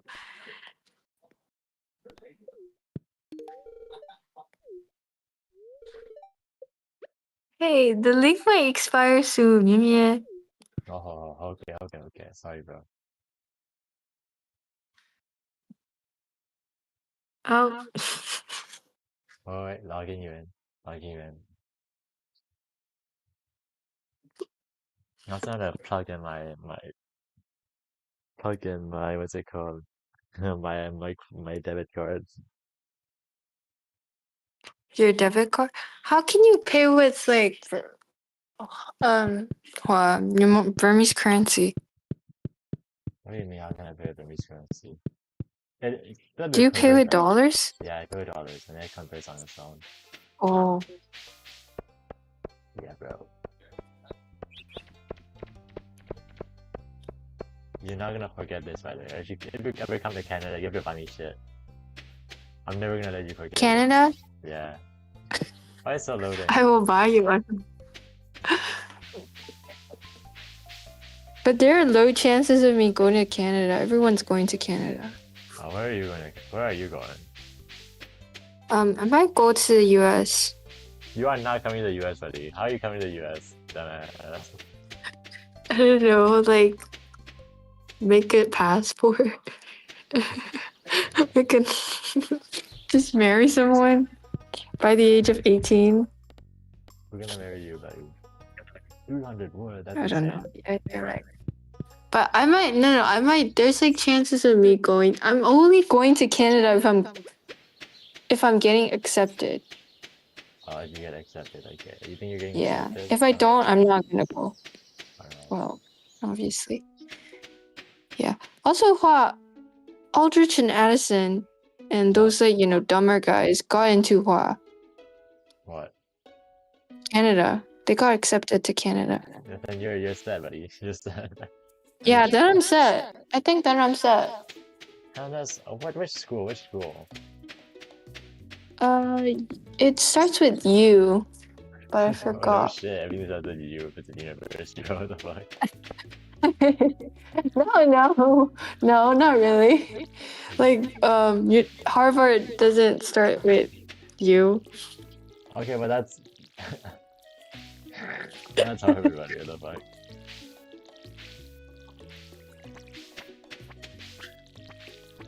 But I think they applied with their like basketball. Varsity. Yeah.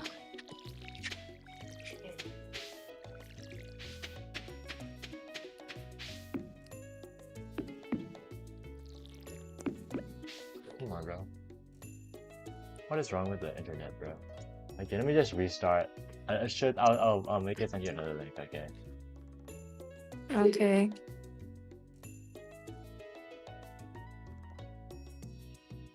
Does this actually work? Have you done this before? No. Just send me the email. Don't question me, bro. Don't question your girl. Wait, cannot. Can't see.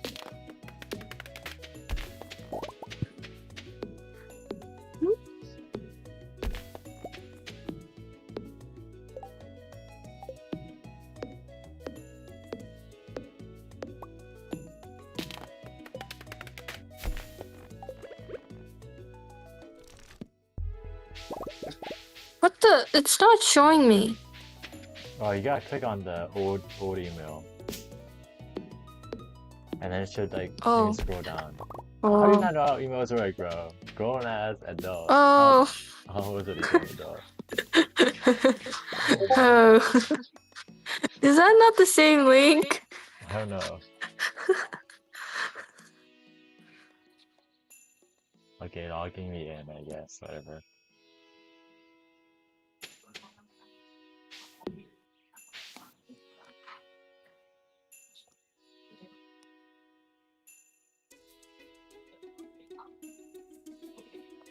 You can just give me your address. Well, you have an address, right? Ngong? Just, yeah, I do. Okay, how do I... Wait, I don't know how you do this. I don't know either. Is this in Yangon or Mandalay? It's in Yang right now. Mandalay. No Mandalay. Oh, Capital Supermarket. Okay. GNG. That works. Temporarily unavailable. Okay. There should be Kit Kat. Forget it. What if there's no Kit Kat?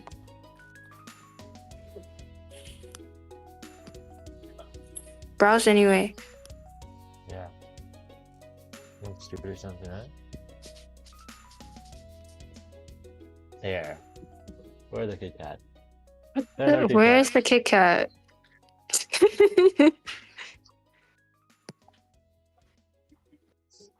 No Kit Kat. I know where there are no Kit Kats. So Why sad. is it so expensive? Why are these 7,000? What is that? What is this? Ain't no fucking way. Sneaker worth for 7,000? No way, bro. Who's buying this shit? What Being a is? bit No, Kit Kat the cool, the town where? How many Okay, but times do I have to tell okay, you? but like, who's buying Snickers for 1,000 for 7,000? That's I insane. don't like Snickers anyway. I know, but like, who's buying that shit? Okay. Yeah, no one's buying that shit. I probably buy that shit.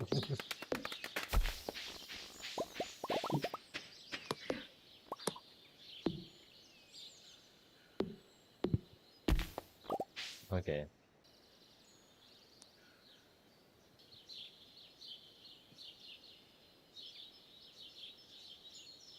I can send you beer. Soju. What the hell?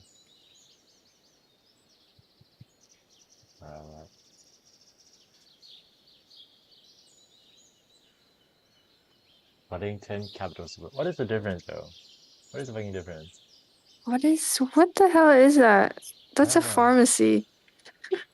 Oh no shit. Okay.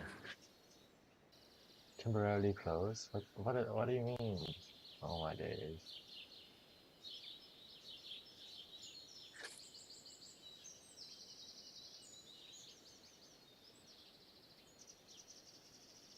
Hey, Kit Kat. Why the 2000s? Oh my days. What? Which one? Which one should I get? Which one should I get? Get Tell the me. 1,000. No, Okay. get the 1,000 one. Okay, what? There's a limit. What the hell? That is so stupid. You can't. I can only buy Okay, 5. 6 is the limit. Okay. How much would this cost? How much is the conversion rate? $10? That's pretty cheap, not gonna lie. That's dong dong. Wait, I don't know.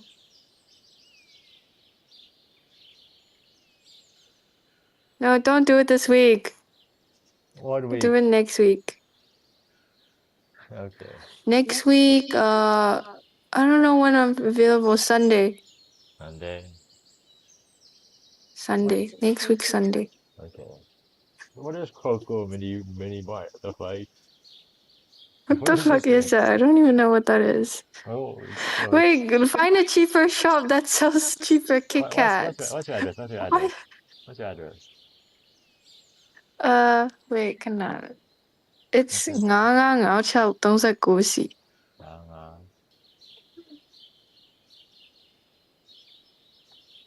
Uh, 50. 55, 56, 34.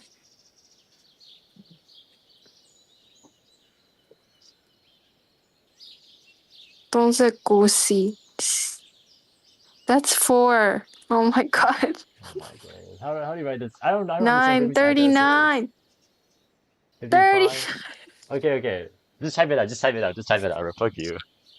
Oh my Just type that god, are shit you out. dyslexic? No, I just don't understand Remy's fucking manly, land.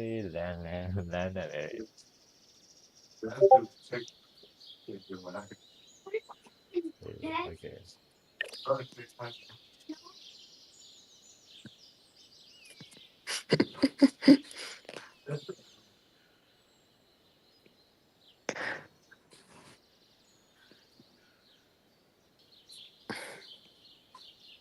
Ah, 55th, 55th. What the fuck? The fucking fuck ass thing, bro. Oh, locate me. Just log into my account. I'll figure it out. Okay, I'll Okay. ask one of my friends. Oh my days. Can you not? I'll do forget your password, okay? I know my password. Then why Don't reset my password. Okay, whatever, bro.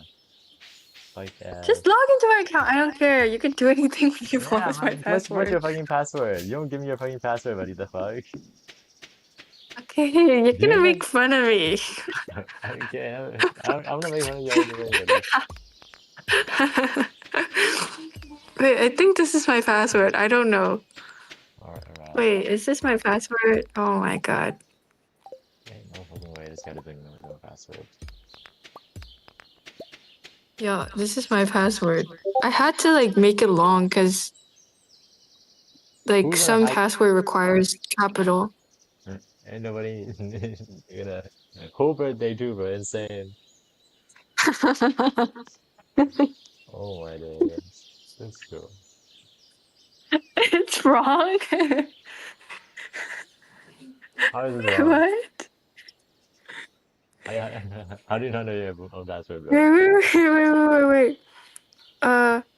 Wait, cannot. Wait, why is there no feature where I can't see my password? So stupid. Isn't there something on Wait, iPhones cannot. that Okay, enables keep that? waiting. Okay. What?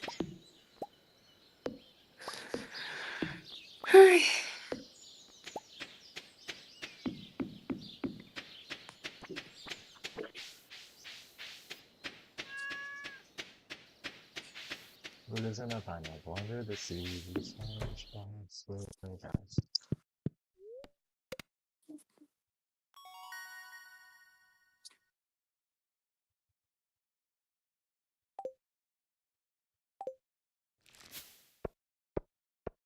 La la. La la. Let's go, guys. This game. Okay, try this one.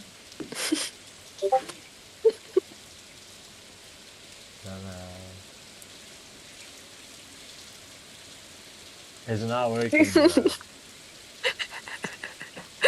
Wait, just for reset password. I'm gonna send you an email, okay? Okay. How do you forget your own password? Oh my days. Oh Oh my god. How's my password wrong? The fuck?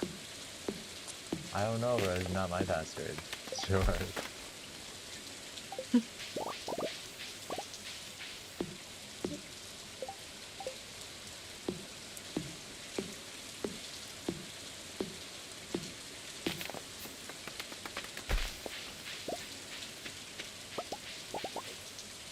Okay.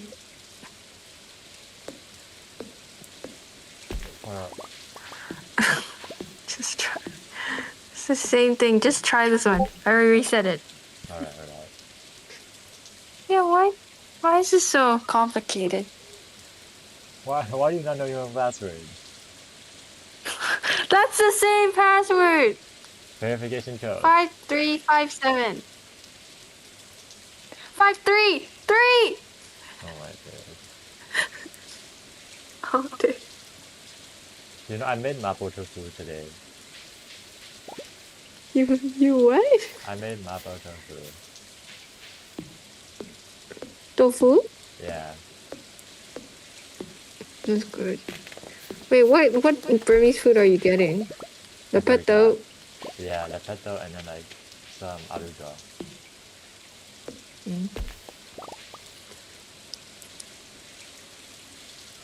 What? You ordered it?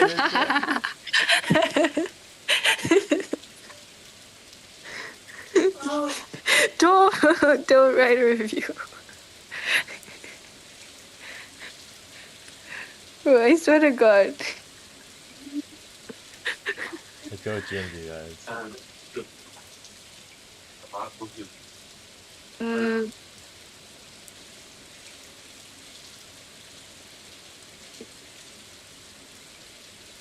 They don't. Oh my God. No Kit Kat.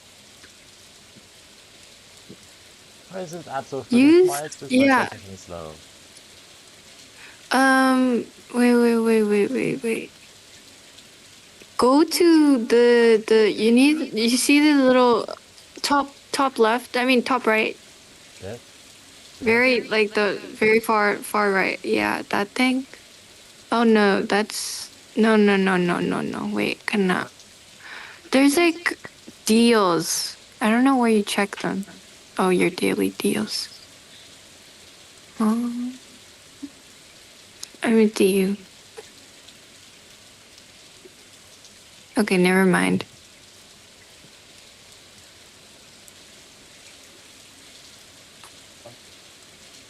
Oh, get me chocolate cake. Give me a chocolate cake too. Where? I'll get you another. Where? Wait. Search. Go to shops.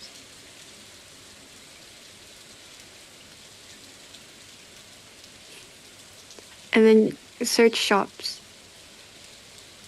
What? Search Shop, what? the search bar. Okay, search what? B don't know. B. Search B. Cake. Oh. Cake. I don't know. Just. You'll find it.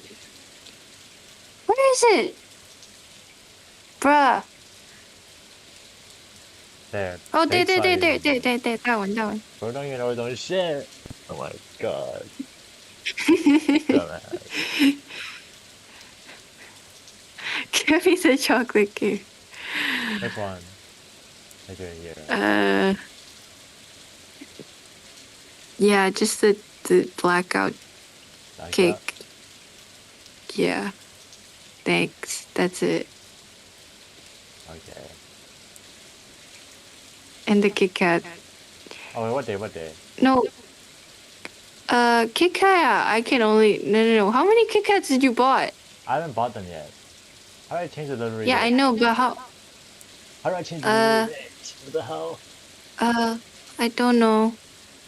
Just buy just buy on that day then. It's coming on 8:30 and 8:45 a.m. What the fuck? on Sunday.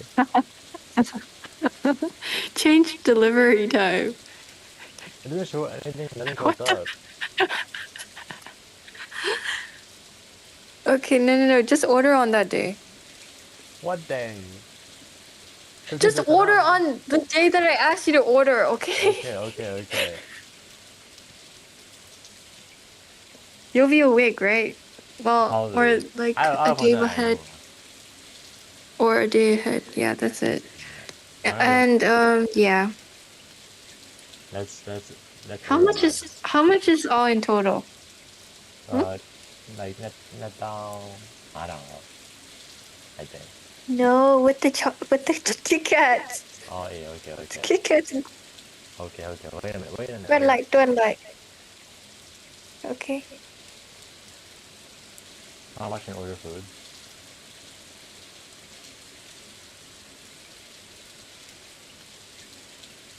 Okay, this is net down 嚟㗎。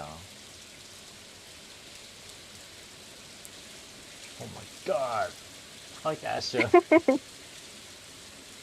This is your fucking. I can't handle this. Third world country.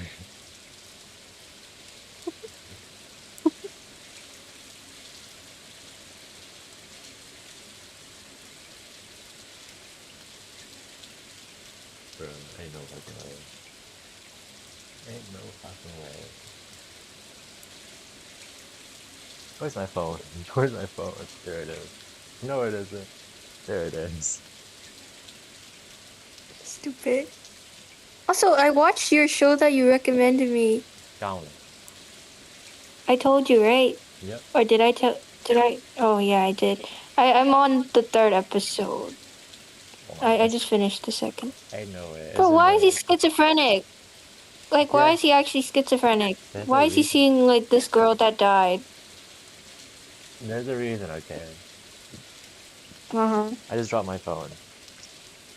Oh, and then like I saw a spoiler where they were like all talking to her. Oh, I think I sent it to you, bro. Was it? I don't know. I was just like, anytime I look at any like new animes, I just look at the edits first. What? I watched the Did you edits saw halfway the through. edit I sent you?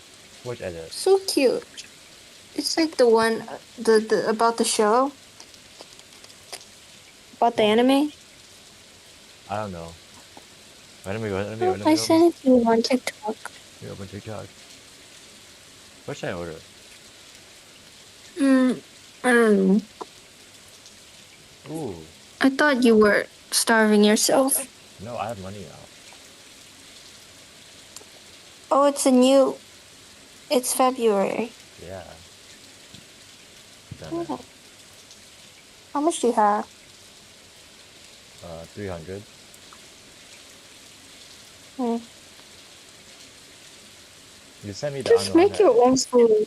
I do make Damn. my own food, but I have a discount right now, so I can use it, you know. Which one should I Yeah. buy? What should I buy? Hmm. Is there malatang? Where? Is there malatang in Uber Eats? Like Yeah. any? Oh. Uh. You should try like Asian food. Have you even tried Asian food since you got there?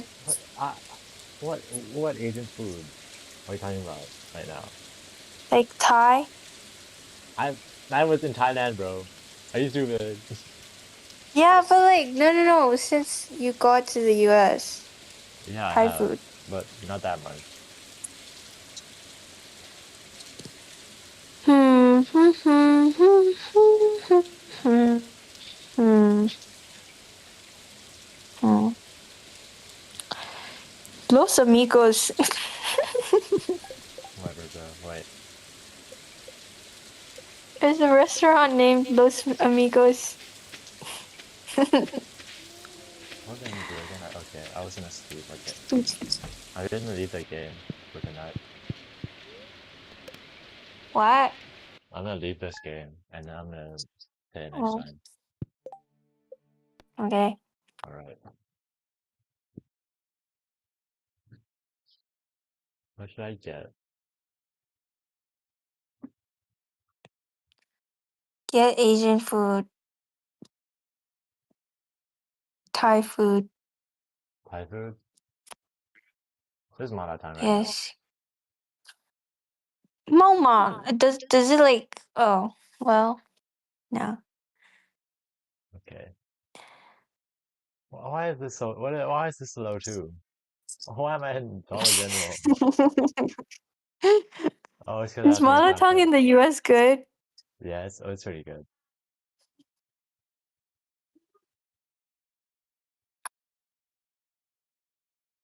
Okay. What should I get? Mm. Uh, Chipotle. Chipotle? But I want to buy something like really big, you know? Because I have a Oh, discount. because it's a discount. Yeah, How much discount? 40%, 20%, 40%. Whoa, that's a lot. I know.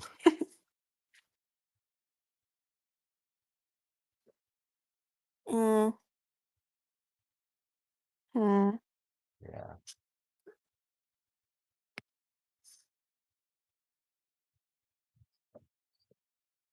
What should I get then, huh? I don't think you should get Chipotle for 40% off. Yeah. That's not worth it. 麻辣烫沙. It's my lifetime time. Actually, I might have something in my cart already. Okay. No freezers and spicy hot sauce. Okay. Then just eat that then. Wait, I gotta see the certificate. Spicy Beef dry broth. mix. For 1.5 There's 海底捞 lah. How you last? Let me see. She ate it, but I don't know. Yeah, just eat 海底捞. How I spell that shit? A-I, no, H-A-I. Oh.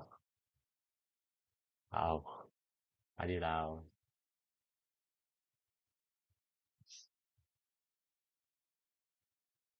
That looks good. Oh. Okay, you can't schedule another. Okay, whatever.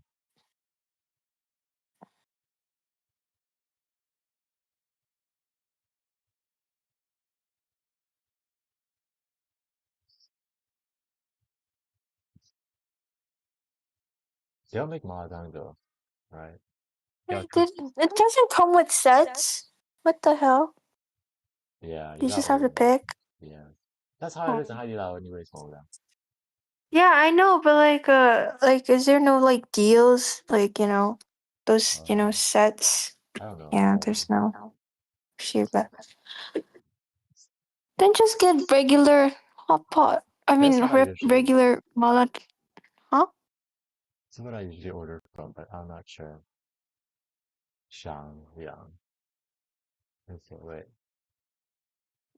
We're gonna look through all of the different Mala times. YTA. Okay. Oh, this does not look good. Alright. This looks like it's made for White people? old people. Old people? Old people. Okay, this is Like, what's that? What's that fucking hot pot in Thailand that's made for old people? And I went to eat it. It was so bad. MGK or something? MKG? Well, This is a no. it's near Haidilao. I don't know.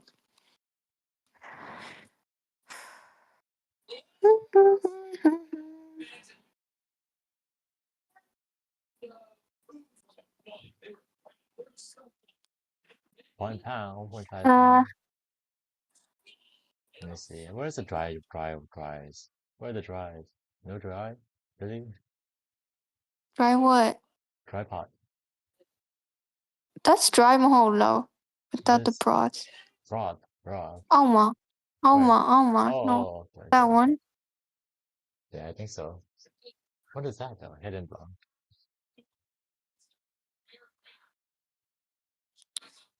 Okay, which one should I get a 1.5 pound or 3 pounds? I mean, yeah, 2 pounds. 2 pounds. I mean, if you're gonna eat the entire thing. Wait, this is more expensive. What the hell? Yeah. What, but I buy $1, bro. Okay, 2 pounds. You're getting this one? Okay, no, we're gonna look through the options, okay? Fungu, fresh mushroom, seafood mushroom. What's bean vermicelles? What Where?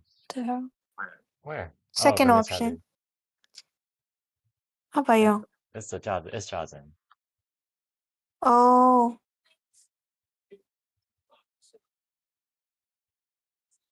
Yeah, that. Oh, jazen.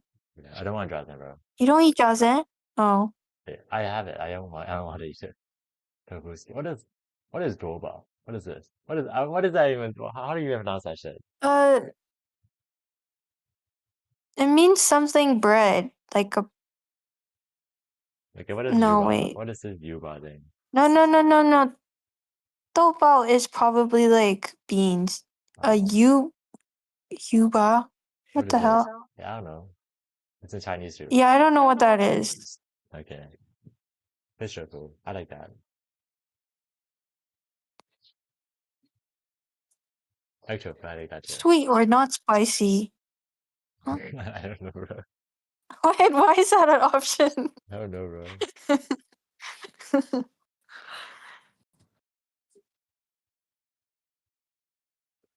Wait, I'm fixing. Okay. Crabs. I don't want crab sticks.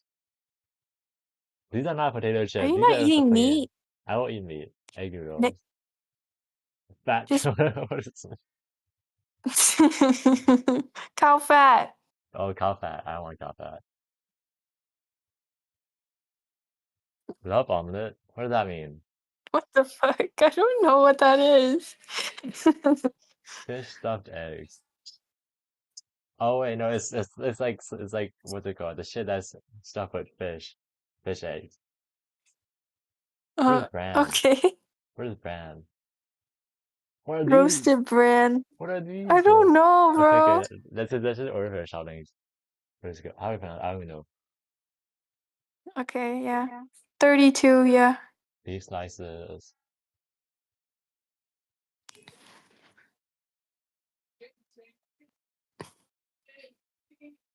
Beef ball.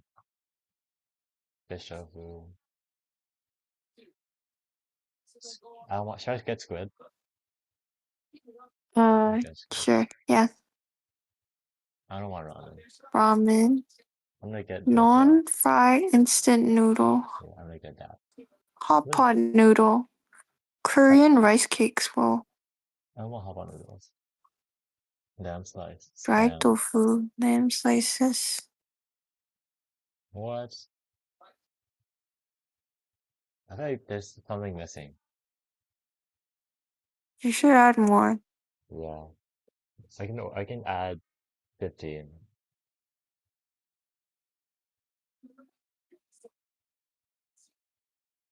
Bamboo. I don't want What? fucking bamboo. There's bamboo. Tempura. I'm not getting shrimp. I'm not getting. I'm not gonna get squid because it smells. It changes the smell. Um, Bro, where is the normal I beef? don't know. Where's normal beef? Why is there beef shank and beef tripe only? Beef Yeah, there's no normal beef. No normal beef. tripe. Oh yeah, beef slice. Okay. Look, there is.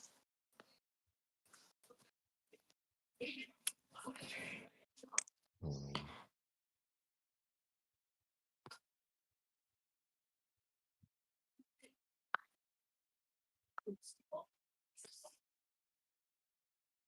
Frozen tofu. Where is egg tofu? There's so much missing here.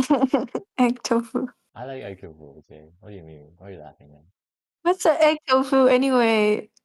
That's that thing that looks like it's that fucking tube of tofu that tastes like an egg. No, wait. Like it was that tube. Oh, wait, I know which one you're talking about. Yeah, That's it's not like tofu what though. is that? What is that? Oh, What is oh, that called? oh, never mind. I thought you were talking about nothing. I thought you were talking about like those squishy like yellow things. The one that you put in hot pot. It's like it tastes like meat. Well, No shit, bro. Like, bro, the other Ma tongue has broken English yeah. options. Sweet or spicy as an option. Why can I add tteokbokki? The fuck? Where's rice cakes? I don't want that. What is chiba tofu?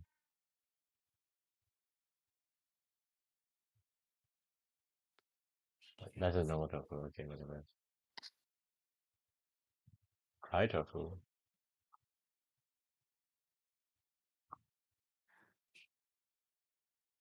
I don't want dry tofu. Uh,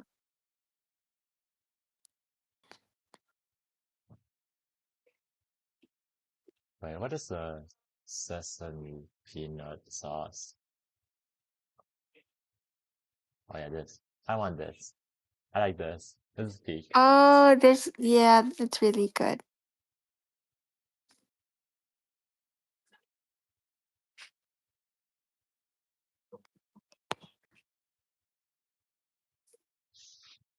Hello?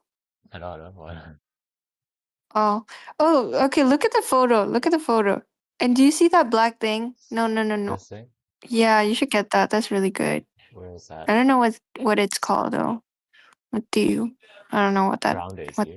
what what do you? Is it? What is that? What the fuck? Oh, it's okay. I don't really like it I don't really care for it that much enough. Oh, black. Oh yeah, this black fungus, right? Is it? Search it up. I don't know. I thought it was like Jueta. It's Jun. No, it's called Niyue or something. I don't know. Something ears. Oh, I thought it was like Yeah. rat skin. Yeah. No, it's not. Ew. I thought it was, bro. Yeah, get that. It's really good. Make it medium size too, because last time I ordered. Okay, I'm making more beef, bro. Like this. Oh wait, gotta add special instructions, bro. Come on.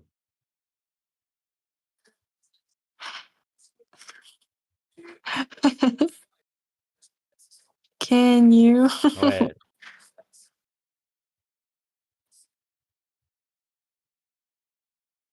Sesame.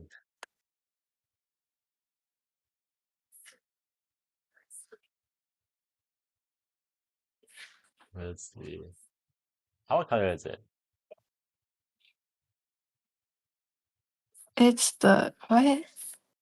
What color is it? I'm just making sure. Like, what if a white guy gets my It's order? Okay. beige. What do you? Beige, brown, yellow. Like a light orange, right? Yeah.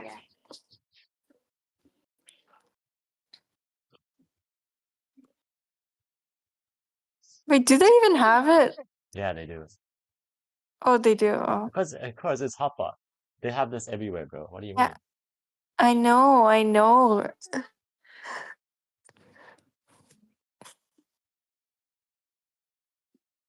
Okay, let's see. This is that one, bro. What?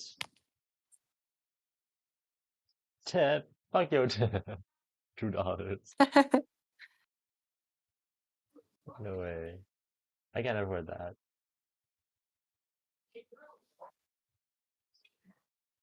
Hmm.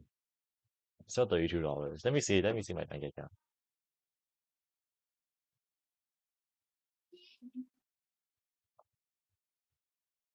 Should I get the 1.5 pound one? Which one? Your screen is like frozen.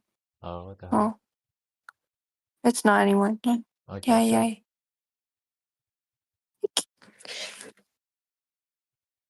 Oh, it's because I don't have Uber One. Alright. Trash. I already have Uber One. What are you talking about? Huh? What the? Right now, I already have It's a Uber One. membership? Yeah, it is.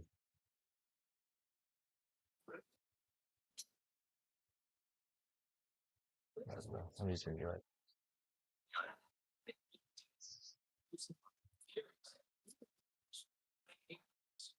You're acting like. Okay. You think it's worth it? $13. Whoa.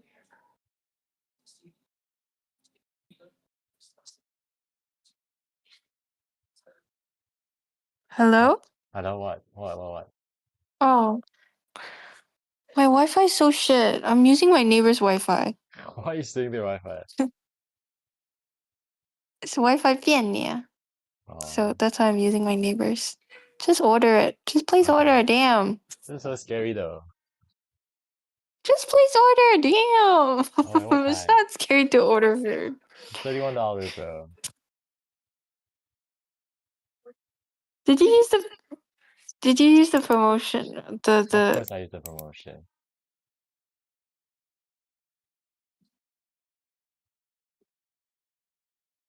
no difference though.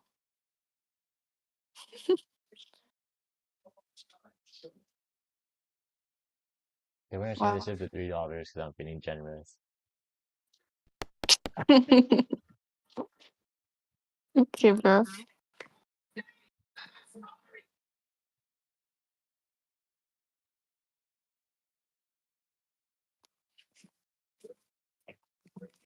Should they pay my taxes? How does this work?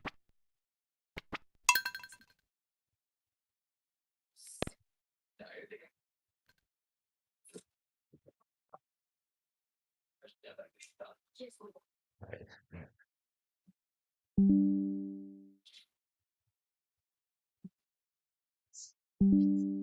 Yeah, yeah.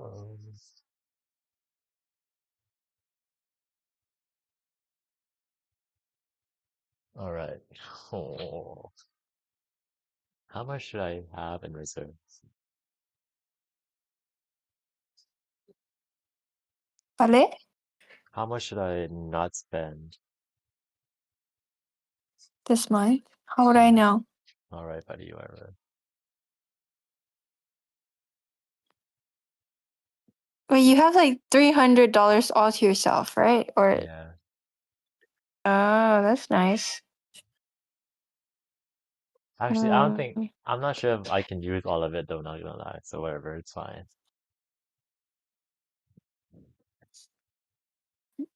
What if you run out of money? Like, can't you just ask for yeah, they'll just send me money. Oh. Yeah. Hmm. How much is your okay? Okay, how much is it in conversion? Like how much does your thing cost? I don't know. Wait, how many Kit Kats did you bought in total? I Like don't need that much Kit Kats. like 16? Just give me 10. You don't need to give me 16. I just want 10. And the chocolate cake, yeah. So that's like, I don't know. Check for me, cannot. I don't want to check, it's fine. I'll just estimate as long as I'm not over the thing. It's not gonna be over the thing, trust me, I sis. know already. Wait, how much is the thing in USD? I don't know. What is the conversion rate anyways? It's 4,500. 2024, $4. That's still a lot, I love that. That's kind of a lot. Huh? Whatever. $23? I'm even fool. How much is it?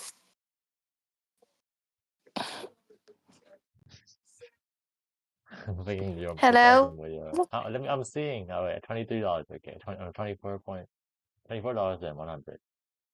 All right. Hello. Can you not hear me? Huh? What do you mean $24? Oh wait, no, that's 24,000. Oh wait, no, yeah, 24,000. Chat. What the hell are you saying? Jung? Shut up, Why shut would up. it be $24? Okay, shut up, bro. Yeah, mind your business. Okay, hope. Oh, that's a lot. No way, bro. All right, gonna have to cut down. Just cut out anything. I just need 10. Just give me 10. All right, we're removing this entire batch. Okay. Oh, that's better. Okay. So, allow le.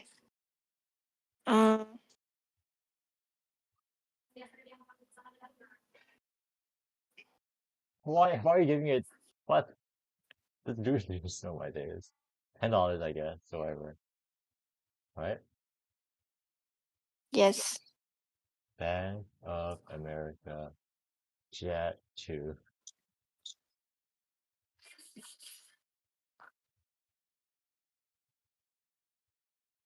Let me see. Oh, your Bank of America money converter. There's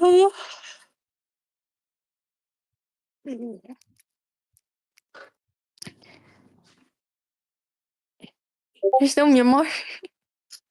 What? Bora Bora. Where's Myanmar? Help me find this shit, bro. Shoo, I don't see it.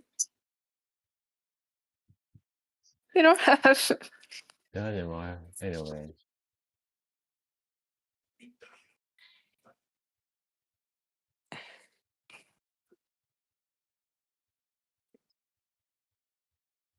Yeah, it's just my tie bet.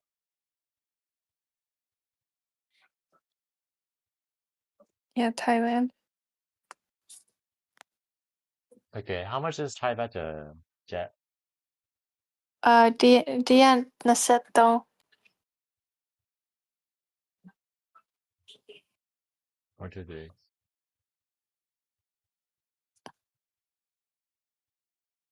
What was the result of the math anyways? I forgot. 43700. Alright. Wow.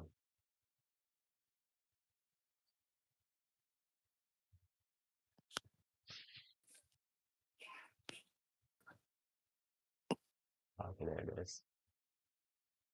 355. That's just Atonia. Okay, $10. Okay, good. Okay. You're cheap. You know who's not cheap? KTK. Yes. Wait, how much was KTK's? Right. You know, it's not just food, you know, I had to buy something else. What else did you buy? Oh my days. It's 450 something dollars. Okay, wait. What? So expensive. Let me just log in my Bank of America. 57 is a lot. What the hell?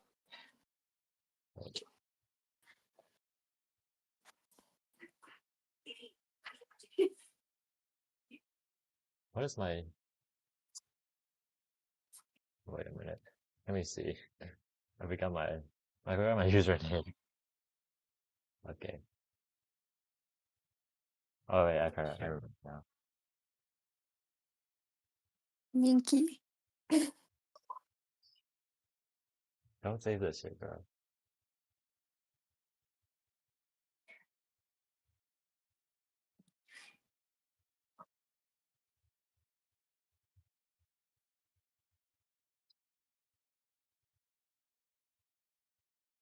Okay.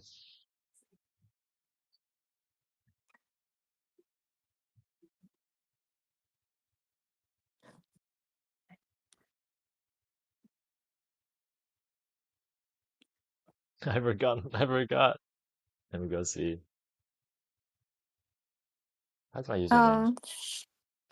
Is this your Hua bank? This Yep. is the bank that you use? Yep. Then how are you? Oh. Oh. Oh. How do I check my thing, bro? Wait.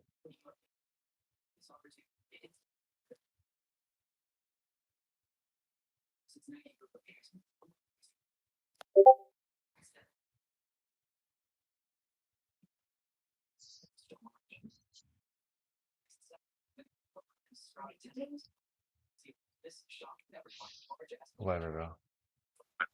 I'm just gonna show you my email. Okay, it's not like I'm gonna hack into your account or something. No, I'm no, not it gonna. says that I forgot my username. I'm not looking, it's fine.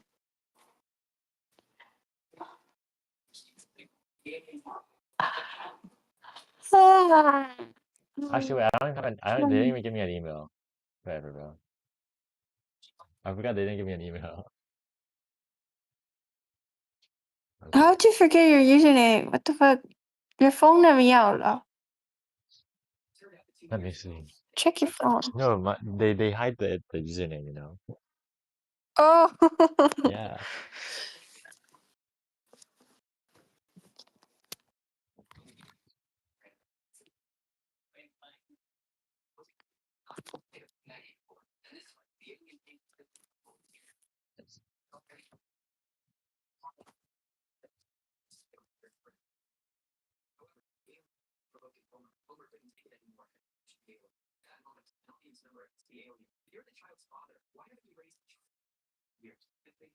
Did they not? Did they not email you shit? Oh wait. How to check user ID?